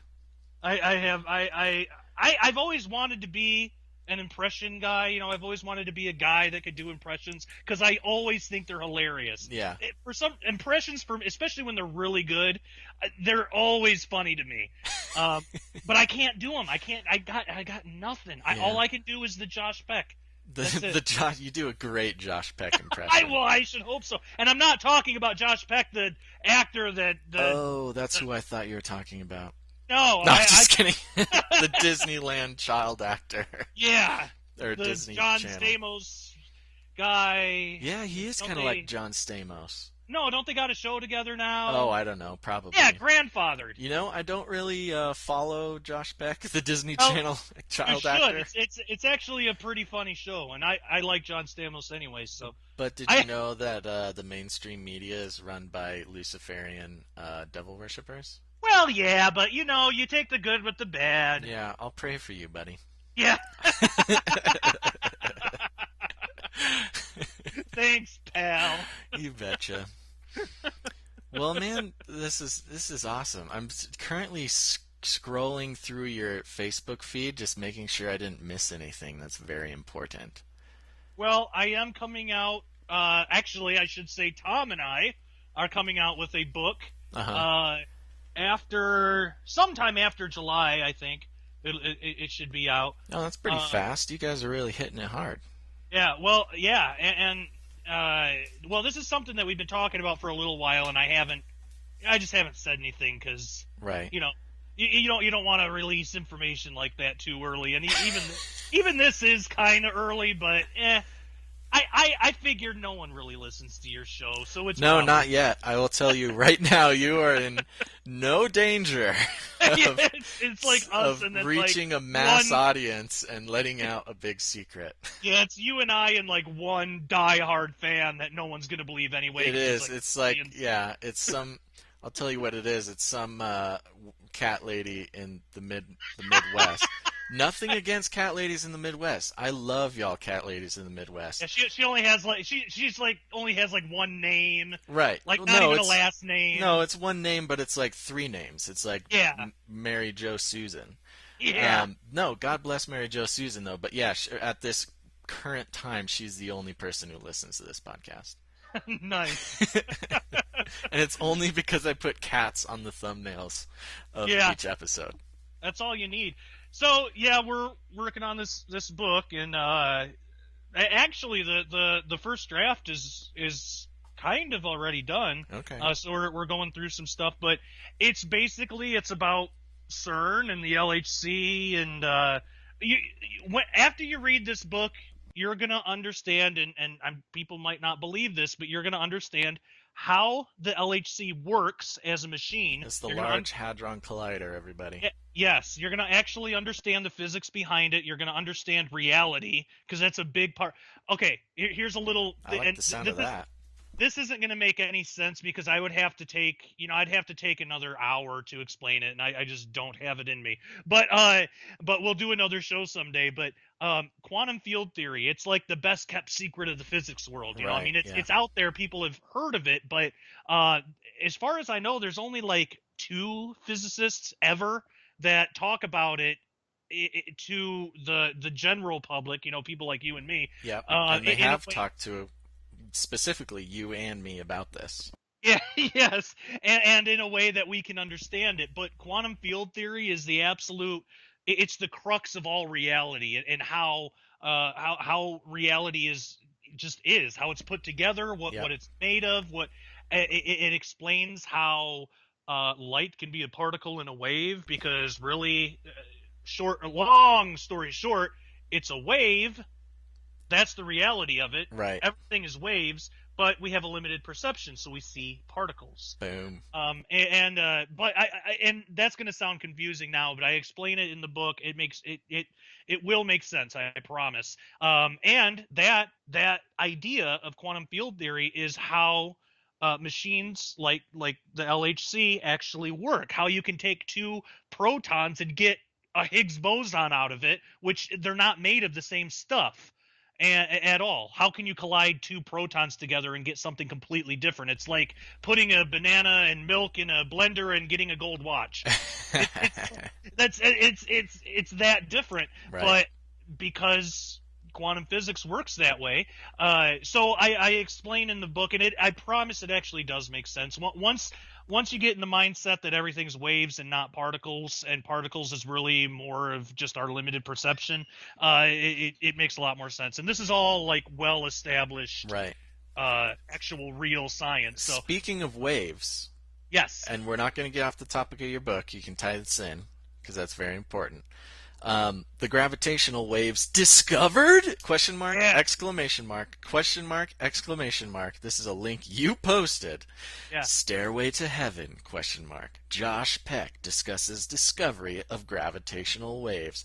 Hints at doorways to ... Yes. What are you doing? Give us a short rundown of that. Okay, so this was what was really cool, because all right, so and this does actually tie into the book. Let me set it up a little bit. For those of you who are not in the know, Scientists, apparently up until recently, have had no idea what gravity actually is or how it even affects anything, or there's no particle, there's no nothing. They just didn't know what it was. It's just something that happens for no reason, uh, besides big things attract other things. Correct? Yeah, yeah. I mean, they have ideas, but they didn't have anything like confirmed or Right. anything they could really demonstrate experimentally because gravity is so much weaker than the other three forces. There's electromagnetism and then the strong and weak nuclear forces. Right. Well, gravity compared to those is really, really weak. For example, if you put a paper clip on your desk, the whole Earth is pulling that down, but the second you put a kitchen magnet over it, it flies up. That's how much stronger the electromagnetic force, is than gravity. A tiny magnet is stronger than the entire The Earth's entire Earth gravitational pulling field. on something, yeah. Yeah. So because it's so weak, it would take extremely delicate and sensitive equipment to even measure anything, and you would have to have a source of gravity that's way stronger than the Earth to be able to really, because it's not just measuring gravity. You can do that with a kitchen scale. It's the actual particles, gravitons, and trying to measure the waves. Which, as I said before, waves is the reality, and the particle is just what we see because we're limited in our perception. It's really the gravity waves. So you would need a source of gravity waves that's stronger than the Earth. So what happened was they were able to measure gravity waves from two black holes that are colliding like a billion light years away, and this is obviously causing massive, massive gravity waves that even by the time that it gets to Earth, they're still prevalent enough to be picked up in this detector called the LIGO or LIGO, LIGO. Right. Um, It's kind of the weird younger cousin of the LH or the Large Hadron Collider. yeah, sort of. It's not a I mean, circle, but it's one of those it giant sort of establishments that yeah, does big testing. it's a completely different machine. Like it's not a particle collider. But it is like it's basically just a gravitational wave detector. And it's And miles long, right? oh yeah, Yeah. yeah, and it's an amazing piece of machinery. So um, it was actually able to detect these waves. Now, why that's so important is because this is the first time that uh, that gravity waves on like a quantum scale like that have actually been measured and detected and have actually been shown to be real. So Einstein's general theory of relativity is a little over 100 years old, and it's not until now that we've been able to actually do anything experimental with it. And Einstein actually thought that it would never happen. Like he thought that because gravity's so weak that we would never be able to develop the technology to actually detect it. But people did, and they did. So that was huge news. But what was so exciting and worrisome about it? It's exciting because here's another piece of God's puzzle. Here's another piece of God's creation that we can better understand. But what's worrisome is it's humanity. What are they going to do with it? What horrible thing are they going to do with this Right. discovery? Well, Well, what's so mind blowing about this? I didn't hear about it until Tom actually emailed me because we're doing this book thing together, and the very last chapter of it, I don't want to give too much away, but it's about gravity and what how that might fit into Bible prophecy. And part of what I talked about was and I've talked about this before, but I go really elaborate in the book on it. But I talk about how gravity could be used as a type of communication system to higher dimensions, and that sounds crazy, but it's not, because and I document this in the book.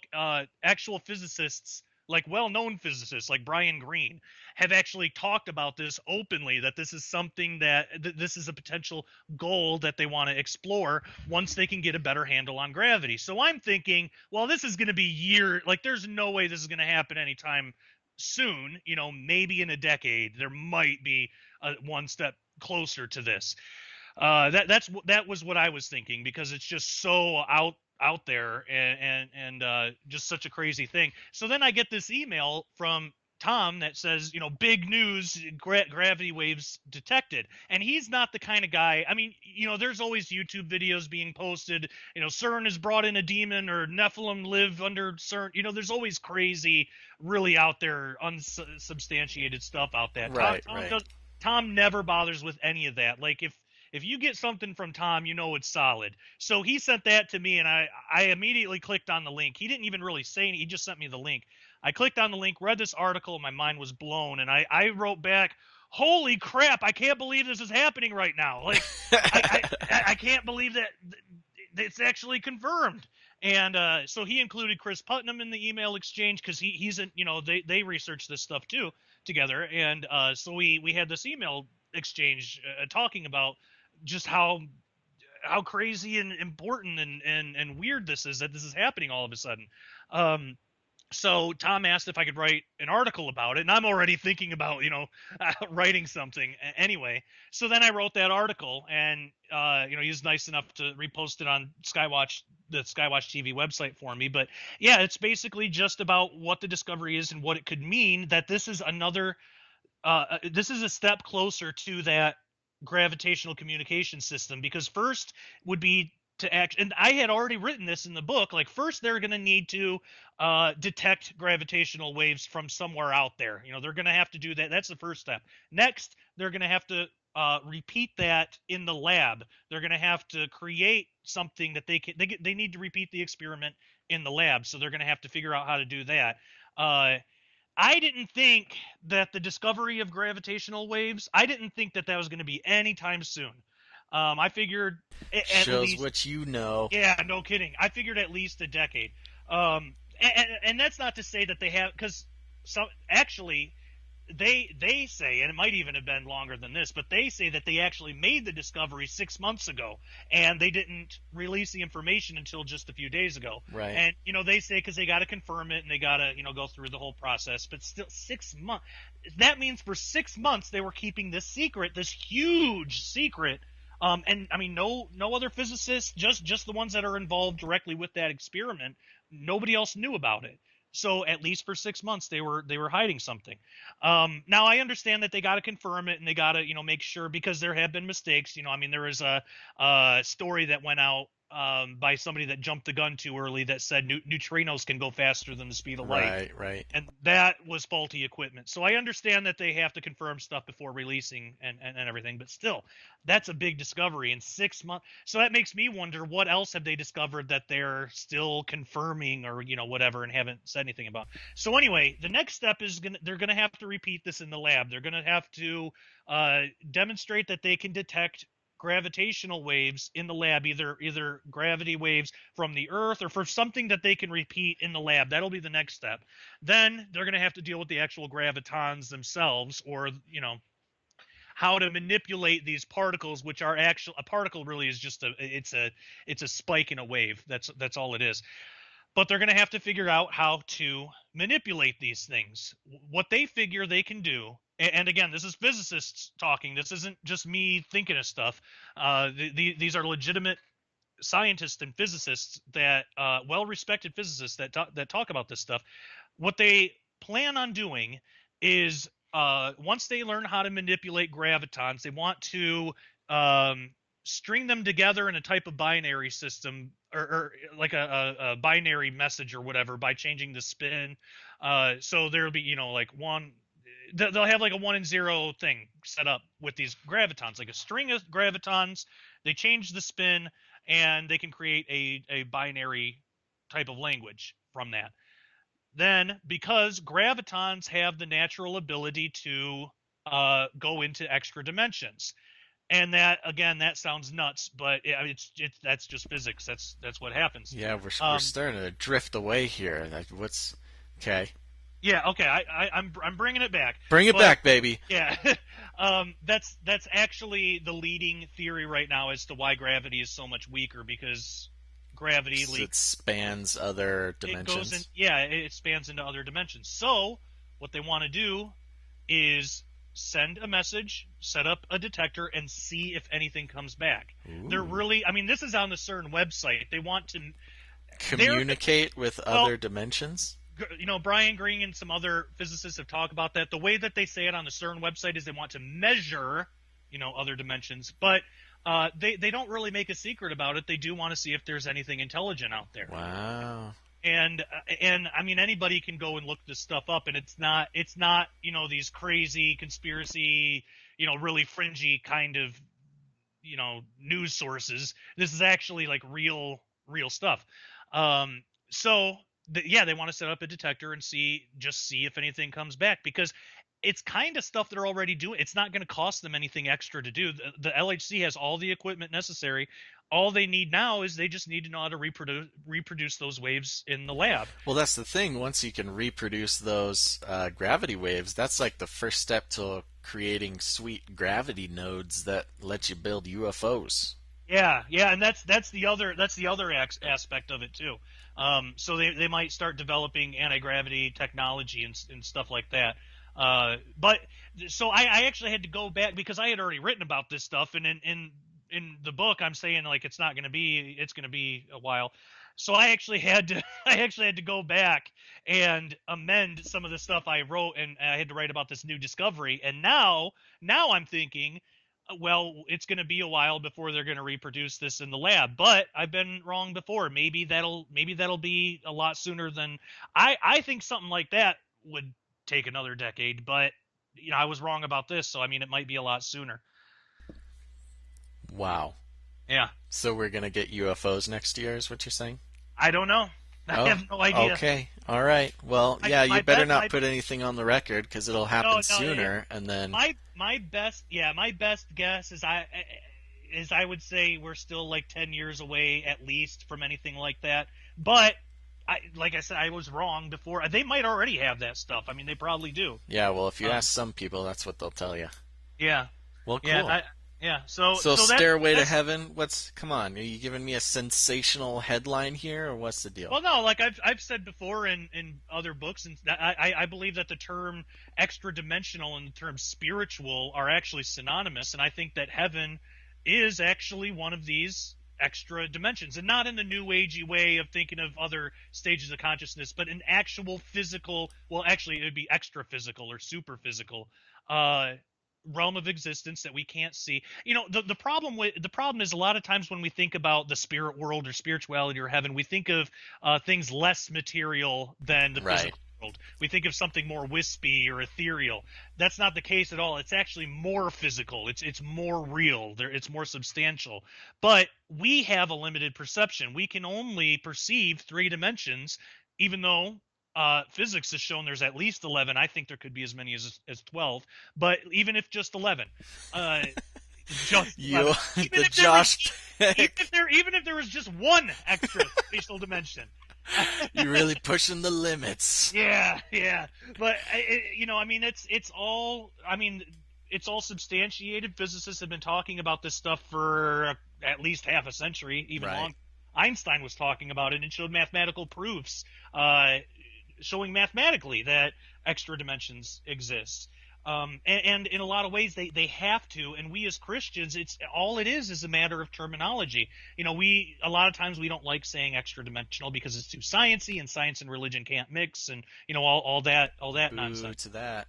Yeah, we're talking about the same thing. It's just we handle it from a biblical perspective, and they handle it from a pseudoscientific. Because I think true science is going to line up with the Bible just fine. Right. But they try to do science without God, and they miss the mark a lot. But yeah, I mean, in reality, Christians have known about extra dimensions since forever. We've always believed in God. We've always believed in a dwelling place for Him, or heaven. That's what that is. So that stairway to heaven thing, that's what we're talking about. That's what's happening. They're trying, but what I think a lot of Christians might not be aware of is there's also this realm that fallen angels and demons inhabit between us and God in heaven. Right. Well, presumably, when they send that little message into the next dimension and somebody answers back, that's who they're going to be talking to. It's these I actually think there is a connection to Revelation 9, and that might be the invitation for these locust things for Apollyon to actually rise out of the abyss. Right. That might be the invitation. That might be what does it. I don't know. There are some that disagree with that, and that's fine. I could be way off base there, but I think that for me, in the book, I detail really extensively. There's a connection between Revelation 9 and Ezekiel chapter 1. It's an antithesis. If you read Ezekiel 1 and then read Revelation 9, Revelation 9 is a direct antithesis of what Ezekiel saw. Ezekiel saw the throne of God and the cherubim carrying the throne. Revelation 9, it says that it talks about the locusts and all their weird amalgamations, which again is an antithesis of the amalgamations of the angels that Ezekiel saw. But and this is something I overlooked for years. I mean, I've read Revelation 9 probably 1,000 times, and I've always overlooked this. When it says that they had a king over them, it's the king of the abyss, Apollyon or Abaddon. I always missed over them. I thought that just meant it's a king in power or in rule over them. When you look at the Greek word, it's the Greek word epi, which actually means physically over, above them. For example, when Satan took Jesus and took him up over the temple, it's that same word. Jesus was physically on over on the temple. Same word. So it's actually talking about this king that is physically over them. These fallen cherubim are carrying the throne of Abaddon, of Apollyon, and it's a direct antithesis to what Ezekiel saw. So there's a lot of connections there. And then I've talked about before on other radio programs how what Ezekiel saw is so strange and so weird, and there's nothing like it in the Bible because it's something that physics now calls extra-dimensional unfolding. When you have something extra-dimensional unfold into our dimensions, you have certain aspects of it that are going to take the same space as other aspects, and I explain how all that works in the book and why it is. But that's why some of the faces are melded. They all share a single leg. But then when John sees them in Revelation, when they're in heaven in their natural extra-dimensional habitat, they're not like that. They're all separated. They're each their own entity. So there's a connection there. So that's because the Revelation 9, Ezekiel 1 connection's already there. That's what makes me even more think that maybe something quantum physics related will have to do with the opening of the abyss. It's a different type of extra-dimensional unfolding, except this comes from the abyss. So mind-blowing stuff. Oh, seriously mind-blowing. If you're still listening to this and you understood that, there you go. Good for you. If you're like most of us, that's a brief. I don't say it like that in the book. This is just like a brief overlay. This is the Joyspiracy Theory special. In the book, it will make sense. What I just said, I don't expect anybody to actually follow that. But if you listen to that, and then I do talk about Ezekiel in my book, Cherubim Chariots. If people want to get that, they'll understand it just fine. I promise it might sound complicated here, but I am such a layman, it is stupidly ridiculous. I can attest to that. That is true. Yeah. It's ridiculous, and I don't say this like flippantly, but if there's ever a layman, it's me. Quantum physics, because it's of God, it's trying to it's the study of the basic building blocks that God uses to construct reality. It should be simple. It should be something that anybody can understand because God wants to have a relationship with us and he wants to communicate things to us. So it should be simple. The problem is physicists and scientists, they speak a different language. They make things sound more complicated than they need to be. Once you learn that language, which I sort of have done, which basically is you take a sentence and then spend 2 hours just research, figure out what they're translating it into English. Yeah, that's pretty much what it is. But like once you get that translation, then it makes sense. The basics of it really makes sense. So I've done that translation for everybody in Quantum Creation and Cherubim Chariots, and I'm going to keep continuing to do so with everything I do because I believe this stuff should be accessible to everyone, regardless of intelligence level or age. I've had 15-year-olds tell me that they love my books and can understand them just fine, and I've had 80-year-olds tell me the same thing. So it's not above anybody. All right. Well, tell us where all your stuff is if they don't already know, but give us some links, bro.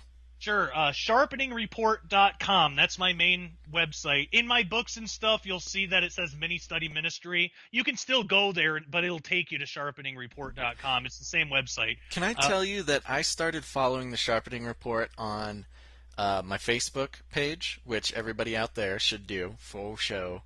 Nice. It is popping all the time. I'm getting notifications from that. It seems like the most happening club that is going on Facebook. Yeah, there's a Facebook. Yeah, the Facebook group, the Sharpening Report Facebook group. People can join, and I'll say there's two rules in that group.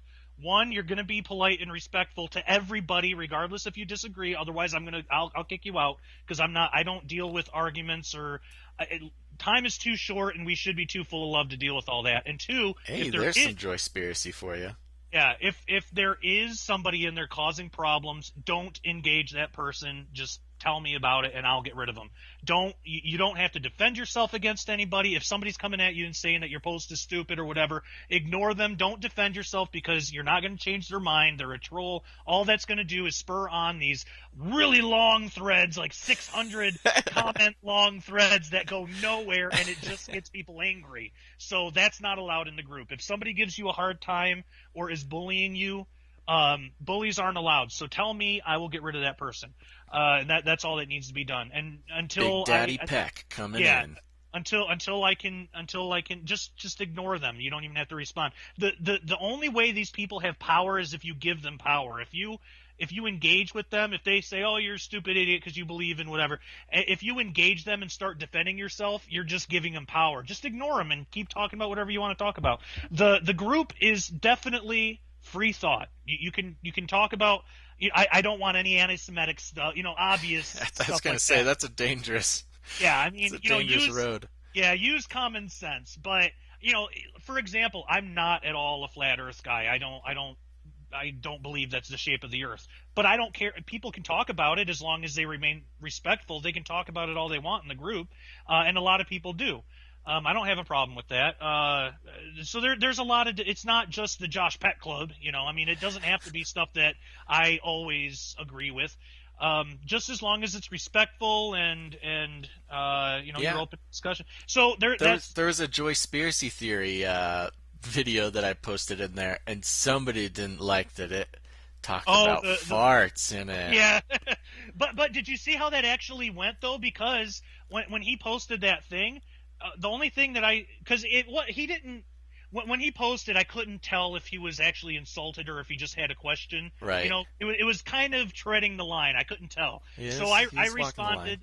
Yeah, and so I responded and I said just basically I just stated facts. This is Basil's show. Because like the debate for those who didn't see it, which is probably most people. No, not your show. I mean, comment. Most people probably didn't see that comment. Right. The guy just basically, because the show was something about farting astronauts or something, and then a guy was like, "Josh Peck, why are you promoting this immature stuff? This doesn't seem like your kind of thing," or something like that. So I wrote, "This isn't mine. This is Basil's. He has the Joyspiracy Theory. He's been a guest on my show. I've been a guest on his show. We're really good friends, and I support what he does.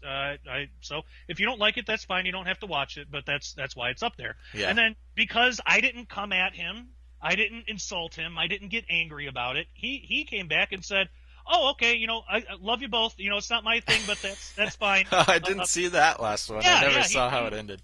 Yeah, and that was it. It was really easily resolved. So now, if he would have come back and said something insulting, because that first comment I couldn't tell. It's always hard to really tell context. Right. But if he would have come back with something insulting, I wouldn't even have replied, and I would have just deleted the comment. But I would have kept the post up, because it's my thing. So I'm going to do what I want with it. But boom. But yeah, I wouldn't have engaged. So what you're practicing, Josh, is something that I like to refer to as negativity monitoring. Yeah. When there's something just giving you some negative vibes, just go ahead and get rid of it. You don't need it. Yeah, exactly. Joy tip number 7,084. After 3 episodes. Yeah. So there's that Facebook group. It's a lot of fun, and I mean, they're just like any group. There's people that come in there that want to start trouble, but they don't last long. So people are more than welcome to join that. My YouTube channel, people should subscribe to me on YouTube, youtube.com/Josh Peck Disclosure. Also, if you're interested, Backslash or forward slash? I don't know. It's a forward slash, bro. Man, I've been saying backslash for 3 years. Know your slashes. Is it forward? I think all those are forward slashes. Is it? I think all internet slashes are forward slashes. All of them, whatever direction, even hyphens. Yes. It's the forward slash. Even letters and numbers. They're all just a different variation of a forward slash. Even colors or feelings.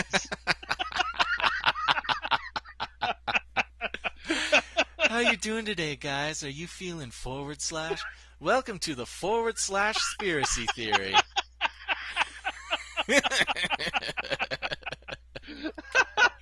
That's perfect. I should just start saying slash. Well, it's youtube.com whatever slash Josh Peck Disclosure. And if people are interested in Skywatch's stuff, I've been really working hard on the Skywatch TV YouTube channel too. So if people want to subscribe to that, youtube.com/ Skywatch TV _official. And you'll get all sorts of awesome programs. Derek Gilbert, he does daily updates, so he talks about the news, what's in the news, and he has a really fair and balanced approach to it. And you'll get the Skywatch TV episodes. Usually, I think it's they air Tuesday nights, and then you'll get it on YouTube the following Thursday. So that's the Skywatch stuff. You can find all that on skywatchtv.com. There you go. But yeah, for me, sharpeningreport.com. You can find me on Facebook, YouTube. Email me. What do you mean? JPeck. I gotta get used to the JPeck@skywatchtv.com. Oh yeah. Or message me on Facebook, and I will be happy to respond as long as it warrants a response. Very nice. And yeah, I think I've reached out to a couple of your other Skywatch TV folk over there, and I can say that they are currently scheduling episodes of the Joyspiracy Theory. Nice. So you're all joining the club. Good deal. All right. Well, buddy, thanks so much. This was super fun. And yeah. Look, we only went like 2 hours, so it's not even that bad. We're on a diet. Yeah. This has been Josh Peck and Basil Light. Yeah, Joyspiracy Light. Yeah, there you go. All right, buddy. Well, I'll definitely make sure to we'll get you on here for all sorts of stuff. You'll be on my emergency contact list. Awesome. For just the folks I know I can get on and have a good time with. Absolutely. And same here. I'll have to have you back on the Sharpening Report. That last episode we did was a lot of fun. Yeah, for sure, man. All right. Well, sounds good, buddy. You take it easy. Yep, you too. Have a good night. All right, bye. Bye. There you go, guys. I hope you really enjoyed this episode. I know I'm a super fan. I'm a Josh Peck super fan, and not the Disney Channel star. So hopefully a lot of you are now also Josh Peck super fans, and get ready to hear more from him in the future. In fact, those of you who know Josh and mine and Josh and I's relationship, our friendship, you already know that we talked for about another hour after this, and so I have in my possession some secret material that I will find out a fun way to disperse. Maybe a bonus episode, maybe like some bonus content for supporters, something like that. So it's just too good not to release. So anyways, look out for that. Speaking of support, thanks for the three of you.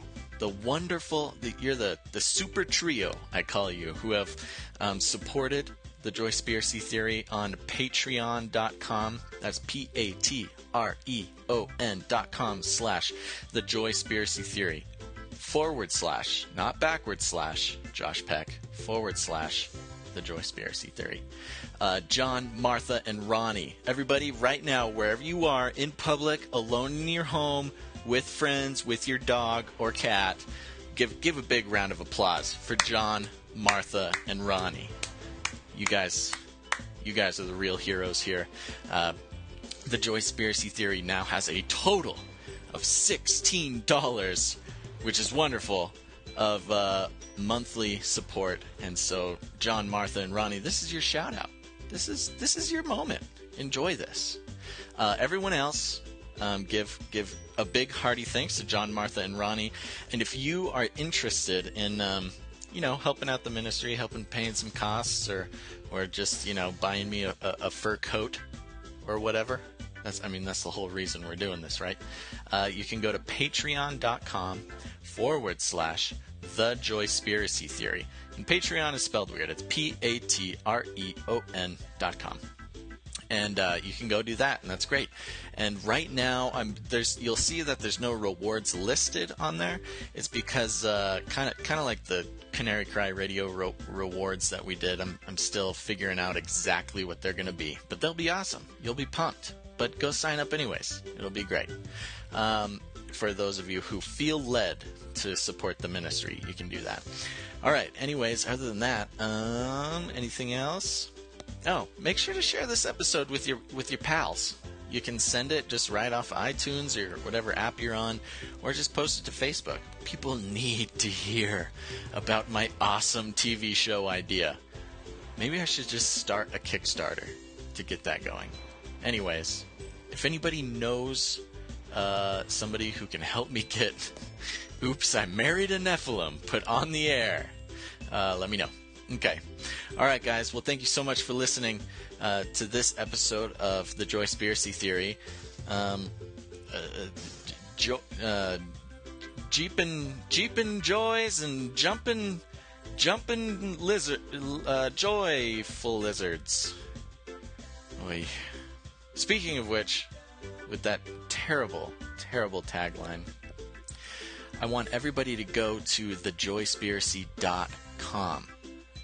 And on the right side of the website, you're going to see a little button that says send a voicemail or a voice message.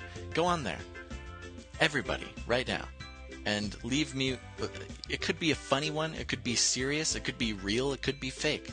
Leave me a tagline to end the show out on. Because, I'm pretty terrible at it, as you could just see. All right, guys. Do it. Do it now. Okay, bye.